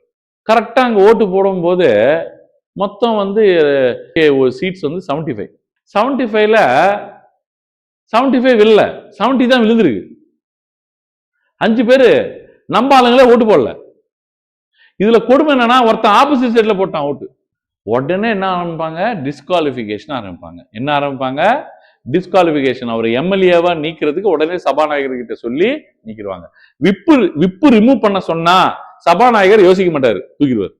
ஏன்னா விப்புக்கு அவ்வளவு பவர் இருக்கு. விப்பு வந்து பை கன்வென்ஷன் தான். அந்த பார்ட்டியோட தலைமை ஒருத்தர் உட்கார்ந்துட்டு இருக்காரு உள்ள. அவரு நோன்ட்டார்னா நோ. அவரோட வேலை என்னன்னா ஏடிஎம்கே ஆளுங்கெல்லாம் உள்ள போயிட்டு வாலாட்டாம உட்கார்றது. அவங்களுக்கு எல்லாருக்குமே அவர் கிளாஸ் பீப்புள் லீடர். புரியுதுங்களா உங்களுக்கு? பிரிஃபெக்ட் மாதிரி. யாருக்கு? அந்தந்த பார்ட்டிக்கு ஒரு விப்பு. சின்ன பார்ட்டியா இருந்தாலும் விப்பு இருப்பாரு, பெரிய பார்ட்டியா இருந்தாலும் விப்பு இருப்பாங்க. இதுவும் கொஸ்டின் ஏரியாமா. இதுவும் கொஸ்டின் ஏரியா. ஃபர்ஸ்ட் நான் அட்ஜார்ன்மெண்ட் சினடை சொல்லிடுறேன். இது நான் எங்க சொன்னேன்? நான் எங்க சொன்னேன்? எந்த டாபிக்ல? ஸ்பீக்கரோட பவர்ஸ்ல சொன்னேன். ஸ்பீக்கரோட பவர்ஸ்ல என்ன சொன்னேன்? அட்ஜார்ன்மெண்ட் பண்றது, அட்ஜார்ன்மெண்டோட சினடையை பத்தி சொன்னேன். அட்ஜார்ன்மெண்ட்னா ஸ்பெசிபிக் டைமை கொடுப்பாங்க. எத்தனை மணிக்கு, எத்தனை நாள், எத்தனை வாரத்துக்கு அப்புறம் நம்ம வந்து மீட் பண்ண போறோம்னு. இது யாரு? அந்தந்த அவை தலைவர் கொடுப்பாரு. அட்ஜார்ன்மெண்ட் சினடைனா என்ன சொன்னேன்? பார்லிமெண்ட்டை இன்டெஃபினைட் பீரியட். அப்படின்னா என்ன அர்த்தம்? நான் திரும்பி எப்ப கூட போறோம்னு சொல்லாமலேயே வந்து நம்ம சொல்றது. ஸோ இது இந்த மாதிரி செய்யற ஒரு விஷயம் எதுவுமே அந்த பில்ஸையோ அந்த பிசினஸையோ எதுவுமே டிஸ்டர்ப் பண்ணாது. ஃபார் எக்ஸாம்பிள், ஒரு பில்லை வந்து லோக்சபால பாஸ் பண்ணிட்டாங்க, ராஜ்யசபால இன்னும் பாஸ் பண்ணல. ஆனா அந்த அவையை டிஸ்கஸ் பண்ணும்போது அந்த அவையை அட்ஜார்ன்மெண்ட் சினடை சொல்லிட்டாங்க ராஜ்யசபால. அதனால அந்த பில்லை வந்து நீங்க வந்து க்ளோஸ் பண்ண மாதிரியோ இல்லைன்னா அந்த பில்லை வந்து தீர்மானம் பண்ண மாதிரியோ நீங்க நினைக்க கூடாது. அது பெண்டிங்ல இருக்குன்னு அர்த்தம், அவ்வளவுதான். It will not affect the nature of the bill. அந்த பில்லோ அந்த சட்டத்தை கொண்டு வரதுக்கான செய்யற ஒரு முயற்சியோ ஒரு தீர்மானத்தையோ எதுவுமே வந்து மாத்தாது. எது மாத்தாது? அது டிஸ்கஷன்லயே இருக்கு, இன்னும் பெண்டிங்லயே இருக்கு. அந்த பில்லை உடனே வந்து கேன்சலேஷனுக்கு போகாது. சரிங்களா? இது ரெண்டுமே வந்து ஆல்ரெடி நடந்த பாயிண்ட்ஸ் தானே. ஆல்ரெடி நடந்த பாயிண்ட்ஸ் தான். அதே தான் நீங்க பார்லிமெண்ட்ல படிக்கிறீங்க. அடுத்தது பாத்தீங்கன்னா ப்ரோரோகேஷனும் டிசல்யூஷனும். ப்ரோரோகேஷன் அப்படின்னு கேட்டீங்கன்னா அட்ஜார்ன்மெண்ட் டே டு டே டிஸ்கஸ் வந்து அடுத்த நாள் தள்ளி போடுறது. அட்ஜார்ன்மெண்ட் சில டே வந்து பாத்தீங்கன்னா பட்ஜெட் செஷன் முடிஞ்சு விட்டது. நல்லா கேளுங்க. பட்ஜெட் செஷன் வச்சு டிஸ்கஷன் பண்ணி 2 மாசம் டிஸ்கஸ் பண்ணி பட்ஜெட் செஷன் கடைசி நாள் அன்னைக்கு அட்ஜார்ன்மெண்ட் சினடை அப்படின்னு சொல்லுவார். யாரு? அந்த அவை தலைவர். சொன்னதுக்கு அப்புறம் அபிஷியலா அந்த செஷனை க்ளோஸ் பண்றது யாருன்னா பிரசிடென்ட். ஏன்னா இவரு தான் பிரசிடென்ட் தான் ஃபர்ஸ்ட் சம்மன் பண்ணுவார். பிரசிடென்ட் தான் ஃபர்ஸ்ட் சம்மன் பண்ணுவார். எல்லா எம்பிசியும் வாங்க பட்ஜெட் செஷனுக்கு இன்வைட் பண்ணுவாரு. எல்லாரையும் சம்மன் பண்ணி இன்வைட் பண்ணுவாரு. எல்லாருமே டிஃப்ரெண்ட் ஸ்டேட்ஸ்ல இருந்து வந்து அந்த ராஜ்யசபா லோக்சபால வந்து உட்காருவாங்க. பட்ஜெட் செஷன்ல வந்து ராஜ்யசபா தேவையில்ல, ஸோ லோக்சபா மட்டும் வருவாங்க. சரி, இந்த லோக்சபா எம்பிஸ் எல்லாருமே கூடுறதுக்கான மெயின் காரணம் என்ன? யார் அதை சம்மன் பண்ணது? பிரசிடென்ட். பிரசிடென்ட் சம்மன் பண்றதுனால is always part of the parliament. அதே மாதிரி ஃபர்ஸ்ட் செஷன் அவர் தான் அட்டெண்ட் பண்றாரு, அதனால பார்ட் ஆஃப் தி பார்லிமெண்ட். ஒரு பில் பாஸ் ஆகணும் அப்படின்னா லோக்சபா ராஜ்யசபால பாஸ் ஆனதுக்கு அப்புறம் கடைசியில கையில் தேர் போடணும் பிரசிடென்ட். சோ இந்த எல்லா காரணத்தால தான் president is always a part of the parliament. பார்லிமெண்டோட பார்ட்டா இல்லையா அப்படின்னு கூட கேள்வி கேட்கறதுக்கு வாய்ப்பு இருக்கு. சோ இதெல்லாம் ஃபேக்ட்ஸ் தான் ப்ரூவ் பண்ணுது பிரசிடென்ட் கண்டிப்பாக பார்லிமெண்ட்ல சரி பாதி தான் பகுதி கண்டிப்பாக அவருக்கு பங்கு இருக்கு அப்படின்னு. சரிங்களா? சோ சம்மன் அனுப்புறது யாரு? பிரசிடென்ட். அத செஷனை அபிஷியலா அந்த பட்ஜெட் செஷனோ அந்த சம்மர் செஷனோ இல்லனா அந்த வின்டர் செஷனோ அபிஷியலா க்ளோஸ் பண்றது யாரு? பிரசிடென்ட். அதே மாதிரி இது எப்படி பில்ஸ் எஃபெக்ட் பண்ணலையோ இதுவும் எந்த பில்லையும் எஃபெக்ட் பண்ணாது. ஆனா நல்லா பாருங்க, நோட்டீஸ்ன்னு கொடுப்பாங்க. அந்த அந்த செஷன்லயே டிஸ்கஸ் ஆனது. பட்ஜெட் செஷன்ல சில நோட்டீசஸ்லாம் கொடுத்து டிஸ்கஷன் பண்ணுவாங்க. அந்த நோட்டீசஸ்லாம் எக்ஸ்பயர் ஆகும். ஏன்னா அது பட்ஜெட் செஷன்ல கொடுத்த notice has nothing to do in winter session or summer session. புரியுதுங்களா? ஸோ அந்த நோட்டீசஸ் வந்து தீர்மானங்கள் அளவுக்கு ஒரு ரெசல்யூஷன், மோஷன், இல்லைன்னா உங்களுக்கு ஒரு என்னது பட்ஜெட், இந்த மாதிரி ஒரு பெரிய டாக்குமெண்ட்ஸ் ஒன்றும் இல்லை. ஒரு சட்டம் உருவாக்குற மாதிரி இல்லை. Just there are the notices to inform somebody to come or to discuss something, அந்த மாதிரி நோட்டீசஸ். சரி சார், இப்போ அட்ஜார்ன்மெண்ட் டே டு டே சார், இது வந்து இன்ஃபைனைட் டைம் சார், டைம் சொல்லாம சார். இது வந்து ஸ்பீக்கர் க்ளோஸ் பண்றது சார். இது அபிஷியலா யாரு க்ளோஸ் பண்றது? பிரசிடென்ட் க்ளோஸ் பண்றாரு. இதோட செஷன் க்ளோஸ்டு. இது எப்படின்னா 5 வருஷம் முடிஞ்சு போச்சு. சட்டசபை இது. லோக்சபாதும் 5 வருஷம் முடிஞ்சு போச்சு. ஆட்டோமேட்டிக்கா என்ன ஆகும்? அந்த அவை டிசால்வ் ஆகும், கலைக்கப்படும். கலைக்கப்பட்டு புதுசா எலெக்ஷன்ஸ் நடந்து திரும்பி மெஜாரிட்டி ஃபார்ம் பண்ணி திரும்பி உறுதிமொழி எடுத்து உள்ள வருவாங்க. கரெக்டா? இது டெசல்யூஷன். இது ஒரு வாட்டி டெசல்யூஷன். இன்னொன்னு வாட்டி எப்ப நடக்கும்னா 5 வருஷத்துக்கு ஒரு வாட்டி நேச்சுரலா நடக்கிறது. நோ கான்பிடன்ஸ் மோஷன் வழியாகவும் நடக்கும். நம்பிக்கையில்லா தீர்மானம் பாஸ் ஆயிடுச்சுன்னா அவங்க மேல மெஜாரிட்டி இல்லைன்னு சொல்லி யாரு? அந்த கவர்மெண்ட்டை கலைச்சிருவாங்க. அப்ப அவை ஃபுல்லா கலைச்சிரும். இன்னொரு வாட்டி டிசால்வ் ஆகும். எப்போ? பிரைம் மினிஸ்டரோ head of the government, prime மினிஸ்டரோ சீஃப் மினிஸ்டரோ இறந்துட்டாருன்னா டிசால்வ் ஆயிடும். இது சொல்ல சொல்ல சொல்ல உங்களுக்கு புரிஞ்சுக்கிட்டே இருக்கும். அதனால வந்து ஒன்றும் பிரச்சனை இல்லை. இது நீங்க இதெல்லாம் மைண்ட்ல வச்சுக்கிட்டு நீங்க எந்த புக்கை பார்த்தாலும் டக்கு டக்கு டக்கு டக்குன்னு ஓடும். ஏன்னா இந்த கிளாரிட்டி தான் தேவை. எங்க ஆரம்பிக்கணும், எங்க போகணும். அடுத்தது கேளுங்க. டிசல்யூஷன் முடிஞ்சது, சரிங்களா? சம்மனிங்ல ஒரு பாயிண்ட் இருக்கு. சம்மனிங்ல ஒரு பாயிண்ட் இருக்கு. அந்த என்ன பாயிண்ட்? பிரசிடென்ட் தான் சம்மன் பண்றாரு, ராஜ்யசபாவையும் லோக்சபாவையும். இதுதான் ஸ்டார்டிங் பாயிண்ட். இதுல செஷன்ஸை பத்தி கொஞ்சம் சொல்லியிருப்பாங்க. ஏன்னா செஷன் தானே அவர் கூப்பிடுறாரு. செஷனை ஸ்டார்ட் பண்றது சம்மனை வச்சு, செஷனை க்ளோஸ் பண்றது ப்ரோரகேஷனை பத்தி. ப்ரோரகேஷன் ஆர் ப்ரோரோக் க்ளோஸ் பண்றது யாரு? பிரசிடென்ட். சார் இங்க ஒரு பாயிண்ட்ஸ் இருக்கு. அப்படின்னா என்னன்னு பார்ப்போம். செஷன்னா என்ன சார் அப்படின்னு கேட்டா, ஒரு செஷன் அப்படின்னா என்னன்னா, பட்ஜெட் செஷன் அப்படின்னா முதல் நாள் பிப்ரவரி 1 பட்ஜெட் செஷன் ஆரம்பிச்சா, இல்லைன்னா ஜனவரி 29 எக்கனாமிக் சர்வே வச்சு ஆரம்பிச்சா, அது எப்போ முடியும் சார்? ஒரு 3 நாளைக்கு அப்புறம் டெம்பரரியா இன்ட்ரடியூஸ் பண்ணி முடிச்சிருவாங்க சார். திரும்பி மார்ச் 1ஆம் தேதி வந்து கூடி 1 மாசம் 2 மாசம் டிஸ்கஸ் பண்ணுவாங்க சார். அந்த கடைசி நாள் வரைக்கும் போறது தான் செஷன். அந்த கடைசி நாள் வரைக்கும் போறது தான் செஷன், ஃபர்ஸ்ட் டேல இருந்து லாஸ்ட் டே. சார் ரிசஸ்னா என்ன சார்? ஒரு செஷனுக்கும் இன்னொரு செஷனுக்கும் கேப். பட்ஜெட் செஷனுக்கும் சம்மர் செஷனுக்கும் நடுவுல கேப் 1 மந்த்தோ 2 மந்த்ஸோ இருந்ததுன்னா அது என்ன பீரியடு? ரிசஸ். எதுவுமே நடக்கலன்னு சொல்றது. என்ன சொல்றாங்கன்னா, ரிசஸ் பீரியட் மோர் தென் 6 மந்த்ஸ் இருக்கக்கூடாதுன்றாங்க. எவ்வளோ? ரிசஸ் பீரியட் வந்து எவ்வளவு பேர் இருக்கக்கூடாது? மோர் தென் 6 மந்த்ஸ் இருக்கக்கூடாதுன்றாங்க. ஏன்னா இவங்க மக்கள் பிரதிநிதிகள். அப்பப்ப கூடி தான் நீங்க வேலை செஞ்சாகணும். நீங்க கூடாம என்ன நடக்குதுன்னு தெரியாம ஒருத்தர் அவன் வேலையை பார்த்துட்டு போயிட்டீங்கன்னா என்னதான் பஞ்சாயத்து நடக்குதுன்னு தெரியாதுல்ல. So maximum gap between the 2 sessions can not be more than which is called as another time of recess period ன்னு கூட சொல்லலாம். மேக்ஸிமம் கேப் என்னன்னு கூட சொல்லலாம், recess period ன்னு கூட சொல்லலாம். recess period cannot be more than 6 months. Clarity. Session தான் புரிஞ்சுது, ரிசஸ் தான் புரிஞ்சுது, மேக்ஸிமம் கேப்னா ரிசஸ்ன்னு புரிஞ்சுது, பிரசிடென்ட் தான் சம்மன் பண்ணான்னு புரிஞ்சுது. யூசுவலா 3 செஷன் நடக்கும். Budget, monsoon, winter. இது தவிர்த்து திடீர்னு சீக்ரெட் சிட்டிங்லாம் நடக்கும், ஜாயிண்ட் சிட்டிங்லாம் நடக்கும். ஒரு ஆர்டினன்ஸை பாஸ் பண்றதுக்காக, ஆர்டினன்ஸ் வந்து பிரசிடென்ட் பாஸ் பண்ணிட்டாரு, அவசர சட்டம், அதை வந்து திரும்பி ஒரு உயிர் கொடுக்கறதுக்காக திரும்பி வந்து கூடலாம், சொல்ல முடியாது.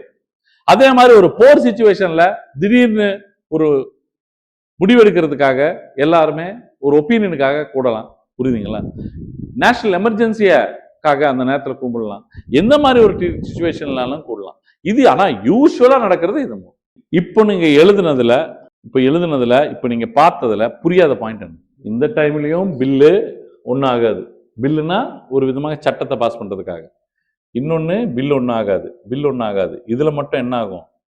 All businesses, including bills, motions, resolution, notices, petitions and so on pending before Lok Sabha or committee lapse. முடிஞ்சது. ஆனாலும் இந்த சப்ஜெக்ட் இப்படி படிக்கக்கூடாது. அதனால தான் அந்த பாயிண்ட்டை இன்டென்ஷனலாக அவாய்ட் பண்ணுறேன். லாப்ஸ்னா என்ன அர்த்தம்? இப்போ கவர்மெண்ட் கலைஞ்சு போச்சு. இப்போ ஃபார் எக்ஸாம்பிள் கவர்மெண்ட் ஒரு சட்டசபையில் உட்காந்து ஒரு பில்லை பாஸ் பண்ணியிருக்காங்க, புரியுதுங்களா? அது இன்னும் கையில் தாகலை. எங்க கவர்னர் கிட்ட இன்னும் கையில் தாகலை. அதுக்குள்ள எலெக்ஷன் கோடு வந்துருச்சு. இப்போ கையில் தாகுமா? ஆகாது. ஏன்னா அது மக்களுக்கு ஃப்ரீயா 6 எல்பிஜி சிலிண்டர் கூட திட்டமாக கூட இருக்கலாம், திட்டமாக கூட இருக்கலாம். எல்லாருக்கும் திடீர்னு 5000 ரூபாய் போடுற திட்டமாக கூட இருக்கலாம். அதனால என்ன பண்ணுவாங்க? அதை டக்குன்னு கவர்னர் பார்த்து கையெழுத்து போடாமல் உட்காந்துருப்பார். அவர் அந்த நேரத்தில் வீட்டோ பவர் அவருக்குன்னு இருக்கிற வீட்டோ பவரை யூஸ் பண்ணுவார். வீட்டோ பவர்னு என்ன? இப்போ யாருக்குமே மெஜாரிட்டி இல்லை, எல்லாமே கலைஞ்சு போச்சு. யாருக்கும் இப்போ சிஎம் இல்லை, யாரும் இப்போ பிஎம் இல்லை. ஓடு பக்கத்தில் அந்த பில்லை பக்கத்தில், அது எந்த உயிரும் கொடுக்க மாட்டான். திரும்பி எம்கே கவர்மெண்ட்டே வந்தா திரும்பி பாஸ் பண்ணிக்கிட்டோம் தேவைப்பட்டா. கிட்டத்தட்ட என்னன்னா ஒரு முக்கியமான பில் ஒன்று கொண்டு வராங்க. அந்த பில்லு சட்டமா எப்போ மாறும்? கவர்னர் கையெழுத்து போடணும், இல்லை பிரசிடென்ட் கையெழுத்து போடணும். 5 வருஷம் ஆட்சியை பார்த்துட்டு கடைசி நிமிஷத்துல ஆட்சி கலையிற நேரத்துல, ஆட்சி முடிகிற நேரத்துல, எலெக்ஷன் கோடு வரதுக்கு முன்னாடி டக்குன்னு ஒரு பில்லை பாஸ் பண்றாங்க. மக்களுக்கு ஓட்டு வாங்குற மாதிரி ஒரு பில்லுன்னு நினைச்சுக்கோங்க. சும்மா சொல்றேன், உங்களுக்கு நல்லா புரியுறதுக்கு. இந்த பில்லு லோக்சபால பாஸ் ஆயிடுச்சு, கீழே இருக்கிற ஸ்டேட் அசம்பிளில பாஸ் ஆயிடுச்சு. ஸ்டேட் அசம்பிளி லோக்சபாலும் இந்த ஒரே கான்செப்ட் தான், கான்செப்ட் ஒன்றும் மாறாது. எல்லா கான்செப்டும் லோக்சபாக்கும் ஸ்டேட் அசம்பிளிக்கும் ஆல்மோஸ்ட் சேம். அங்க கவர்னரை இங்க பிரசிடென்டோட போட்டுக்கோங்க, 1-2 மாறும் தவிர மோஸ்ட்லி சேம். எலெக்ஷன்ல இருந்து எல்லாமே பில்லோட லேப்ஸ்ல இருந்து. இப்போ இந்த பில்லு பாஸ் பண்ணிட்டாங்க, இது சட்டமா எப்ப மாறும்? கவர்னர் கையெழுத்து போடணும். கவர்னர் கையெழுத்து போடும் போது அவர் வேணும்னே 10 நாள் மெடிக்கல் லீவ் போட்டு கிளம்பிடுவார். அப்போ இன்சார்ஜ் கவர்னரை யாரை போடுவாங்க? ரொம்ப மோசமான கவர்னரை போடுவாங்க. அந்த கவர்னர் எது சும்மா கூட கையெழுத்து போட மாட்டார், அந்த மாதிரி ஒரு கவர்னர் போடுவாங்க. அவர் ஒரு கேள்வி கேட்டு ரிட்டர்ன் பண்ணுவார். ஏன்னா ஒரு வாட்டி கேட்டு ரிட்டர்ன் பண்றதுக்கு பவர் இருக்கு. இதுக்குள்ள எலெக்ஷன் கோடு வந்துடும். இதுக்குள்ள என்ன வரும்? எலெக்ஷன் கோடு. முடிஞ்சு போச்சு. எலெக்ஷன் கோடு வந்த அடுத்த செகண்ட் இது கலைஞ்ச மாதிரி டிசால்வ்டு. இப்ப இருக்கிறது லேம் டக் செஷன். என்னது? Lame duck session. சட்டசபை கூடுனா கூட அந்த செஷன் என்னன்னு கூடுவீங்க? Lame duck. They cannot do anything. Regular business பார்க்கலாம் தவிர பெருசா பில்லை கொண்டு வந்து பாஸ் பண்ணி சட்டத்தை ஆக்க முடியாது. நீ ஆசைப்பட்டனா திரும்பி மே மாசத்துல அதே கவர்மெண்ட் திரும்பி ஜெயிக்குதுன்னா திரும்பி இன்ட்ரடியூஸ் பண்ணி திரும்பி அந்த சட்டத்தை கவர்னர் கிட்ட கொடுத்தா கவர்னர் அப்ப கையெழுத்து போட்டே ஆகணும், வேற வழி இல்லை. ஏன்னா சிஎம் சொன்னா கேட்டாகணும் அப்படின்னு 163 clause 1ல இருக்கு. எதுல இருக்கு? 163 clause 1ல இருக்கு. Governor shell obey to the orders of the chief minister presiding the council of ministers. புரியுதுங்களா உங்களுக்கு? அங்க வந்து பிரசிடென்ட் கேட்டாகணும்னு எதுல இருக்கு? 74 clause 1ல இருக்கு. இங்க கவர்னர் சொன்னது, கவர்னர் வந்து சிஎம் சொன்னது கேட்டாகணும்னு சொல்றது எதுல இருக்கு? 163 clause 1ல இருக்கு. But it is a heavy subject, we will discuss it some other time. But ஆனா இப்போதைக்கு நான் சொன்ன example I think it will work. கோரமா பத்தி நான் சொல்லிட்டேனா? ஓவர். லாங்குவேஜ் வந்து என்ன சார் இருக்கணும் அப்படின்னு கேட்டீங்கன்னா, அபிஷியல் லாங்குவேஜஸ் ஆக்ட் 1963 பிரகாரம், அபிஷியல் லாங்குவேஜஸ் ஆக்ட் 1963 பிரகாரம் இங்கிலீஷ் வந்து ஹிந்தியோட கண்டினியூ ஆகிறதுக்கு அலௌடு அபிஷியல் கம்யூனிகேஷனுக்கு. அப்பனா 2 கம்யூனிகேஷன், மொத்தம் 24 ஷெட்யூல் லாங்குவேஜஸ் நம்மளுக்கு 8th ஸ்கெட்யூல்ல இருப்பாங்க. இந்த எல்லா லாங்குவேஜஸும் எந்த ஸ்கெட்யூல்ல இருக்கு? 8th ஸ்கெட்யூல்ல இருக்கு. 24 லாங்குவேஜஸ் நம்மளுக்கு. எல்லாம் ரூபா நோட்ல எல்லாத்தையும் பிரிண்ட் பண்ணிருப்பாங்க, பாத்தீங்களா? இந்த scheduled languages are not official languages. Scheduled languages are not national languages. We don't have any national language. We have only official language. And official language 1963 ஏன் வருதுன்னா anti Hindi agitations. முக்கியமா பாத்தீங்கன்னா சவுத் இந்தியால இதை வந்து பயங்கரமா யூஸ் பண்ணி நம்மளுக்கு முன்னாடி வந்தவர் தான் நம்ம அண்ணா. என்னது? பேரறிஞர் அண்ணா. 1967 எலெக்ஷன்ஸ் எதை வச்சுன்னா இந்த ஆன்டி ஹிந்தி அஜிடேஷன்ஸ் தான். இந்த ஆன்டி ஹிந்தி அஜிடேஷன்ஸ்ல இருந்து வந்தது என்ன சார்ன்னு கேட்டீங்கன்னா இந்த ஆக்ட் 1963 ஆக்ட். இது என்ன சொல்லுதுன்னா ஹிந்தியோட சேர்ந்து இங்கிலீஷும் கண்டினியூ ஆயிக்கலாம் அப்படின்னு எல்லாருமே கவனிச்சுட்டாங்க. அப்போ வரைக்கும் எல்லாமே என்ன இருந்தது? அபிஷியல் கம்யூனிகேஷன் ஹிந்தி தான். ஸோ ஹைகோர்ட்ல ஹிந்தி தான் ஓடிட்டு இருந்தது. உடனே இப்ப என்ன ஆகி போச்சு? இங்கிலீஷ் ஓடுது. புரியுதுங்களா உங்களுக்கு? புரியுதா உங்களுக்கு? ஆனா மிச்சம் எல்லா ஸ்கெட்யூல் லாங்குவேஜஸும் அப்படியே இருக்கு மரியாதை பூர்வமா. அதுக்கப்புறம் இது முடிஞ்சுதா? இப்போ ஓட்டிங் இன் த ஹவுஸ் அப்படின்னா நான் என்ன சொன்னேன் உங்களுக்கு? எல்லா ஓட்டிங்கும் யாரு பிரிசைட் ஆயிருப்பாங்க? அங்க சேர்மன், டெபுட்டி சேர்மன். இங்க ஸ்பீக்கர் அவரோட பவர்ஸ் என்ன இருக்கோ அந்த கதையை ஃபுல்லா இங்க வந்துடும். அவரையே தூக்கணும்னா majority of the house, deputy ஸ்பீக்கரை தூக்கணும்னாலும் மெஜாரிட்டி ஆஃப் தி ஹவுஸ். புரியுதுங்களா? இப்படி டிஃபரெண்ட் மெஜாரிட்டிஸ் இருக்கு. Simple majority, special majority. Special மெஜாரிட்டியில 3 டைப்பு. அதுக்கு அப்சல்யூட் மெஜாரிட்டி, எஃபெக்டிவ் மெஜாரிட்டின்னு ஒரு எக்ஸ்ட்ரா ஃபிட்டிங்லாம் இருக்கு. இந்த எல்லா ஃபிட்டிங்கும் உங்களுக்கு புரியணும் அப்படின்னா குவாலிட்டி டெஸ்ட் எழுதணும் ஃபர்ஸ்ட். இல்லைன்னா தனியா ஒரு டாக்குமெண்ட்டை கிரியேட் பண்ணி நீங்க எல்லா மெஜாரிட்டிகளையும் கிளாரிட்டி டெவலப் பண்ணணும். நானும் எக்ஸ்பிளைன் பண்ணுவேன். லேம் டக் செஷன் என்ன சொன்னேன்? இனிமேட்டு ஒரு செஷன் நடத்தலாம். டிஎம்கே கவர்மெண்ட் இனிமேட்டு ஒரு செஷன் நடந்தா அந்த செஷன் பேர் என்ன? லேம் டக். லேம் டக்னா இன்னும் முட்டை இடாது, தின்னுட்டு உட்காரும், சும்மா இருக்கு, பேருக்கு இருக்கு. புரியுதுங்களா? இதுதான் வந்து லேம் டக் செஷன். சரிங்களா? members of the existing Lok Sabha who cannot get re-elected to the Lok Sabha, அவங்க வந்து திரும்பி வந்து அவங்க ரீகலெக்ட் 2 சிச்சுவேஷன்ஸ். இவங்களை வந்து இன்ட்ரீம் கவர்மெண்ட்னு கூட சொல்லுவாங்க. பக்காவா லேம் டக்குக்கு டெஃபினேஷன் என்னன்னா, ஆனா இப்ப இருக்கிறதும் அதே நிலைமை தான். பக்காவா மே 4 ஜெயிக்கிறாரு, மே 5ஆம் தேதி ஒரு செஷன் கூடுறாங்கன்னு நினைச்சுக்கோங்க, அதுல டிகே கவர்மெண்ட் உட்காடுறாங்கன்னு வச்சுக்கோங்க, பக்காவா அது லேம் டக் செஷன். இப்ப இருக்கிறது இன்ட்ரீம் கவர்மெண்ட்னு வச்சுக்கோங்க. ஆனா எது பக்கா? லேம் டக்கு சுத்தமா முட்டையிடாது. ஏன்னா நான் கண்டிப்பா ஜெயிக்கல, யார் ஜெயிக்கல, இப்பயாவது ஜெயிப்போமா ஜெயிக்க மாட்டோமா அப்படின்னு ஒரு டவுட் இருக்கு. இப்ப சிஎம் அந்த மினிஸ்டர்ஸ் பதவி, அந்த வெஹிக்கிள்ஸ் எல்லாமே ரிட்டர்ன் பண்ணியாச்சு. இப்ப யாருமே அபிஷியல் வெஹிக்கிள் யூஸ் பண்ண முடியாது, தெரியுமா உங்களுக்கு? எம்பி, எம்எல்ஏஸ் யாருமே வந்து மினிஸ்டர்ஸ் யாருமே இல்லை. இப்போ எல்லாத்தையும் ரிமூவ் பண்ணிடுவாங்க. அவங்க சொந்த காரில் சொந்த விஷயமா தான் வந்து உட்காந்து எல்லாத்தையும் பிரச்சாரம் பண்ணி திரும்பி ஜெயிக்கணும். நீங்க கிட்டத்தட்ட 5 இயர்ஸ்க்கு அப்புறம் எல்லாத்தையும் ஆட்டத்தை கழிச்சிட்டு ஃபர்ஸ்ட்ல இருந்து ஆரம்பிக்கிற மாதிரி, அதை கலைக்கிறது தான் டிசல்யூஷன். லேம் டக் செஷன் என்ன? மே 4ஆம் தேதி யாரோ ஜெயிச்சிட்டாங்க, சிட்டிங் கவர்மெண்ட் ஜெயிக்கல. அப்போ அவங்க நிலைமை என்ன? அதுல ஏன் சார் அந்த மாதிரி கூட வேண்டிய சுச்சுவேஷன் வரும்னா, வார் சுச்சுவேஷன் இல்லைன்னா வேற ஏதாவது எமர்ஜென்சி சுச்சுவேஷன் வரலாம், சொல்ல முடியாது. ஏன் ஜல்லிக்கட்டு மாதிரி ஒரு ப்ரொடெஸ்ட் நடக்குது, திடீர்னு போட வேண்டிய நிலைமை வருது. புரியுதுங்களா உங்களுக்கு? இல்ல செலக்ட் ஆயிட்டார்ல, அவர் உறுதிமொழி எடுப்பாரு 4 நாளைக்கு அப்புறம், அது வரைக்கும் மெரினா பீச்சை பத்தி எரியும், அதுக்குள்ள இவங்க ஒரு வாட்டி கூடி ஆகணும். புரியுதுங்களா உங்களுக்கு? ஸோ அந்த மாதிரி சுச்சுவேஷன்ல தான் லேம் டக் செஷன் வரும்.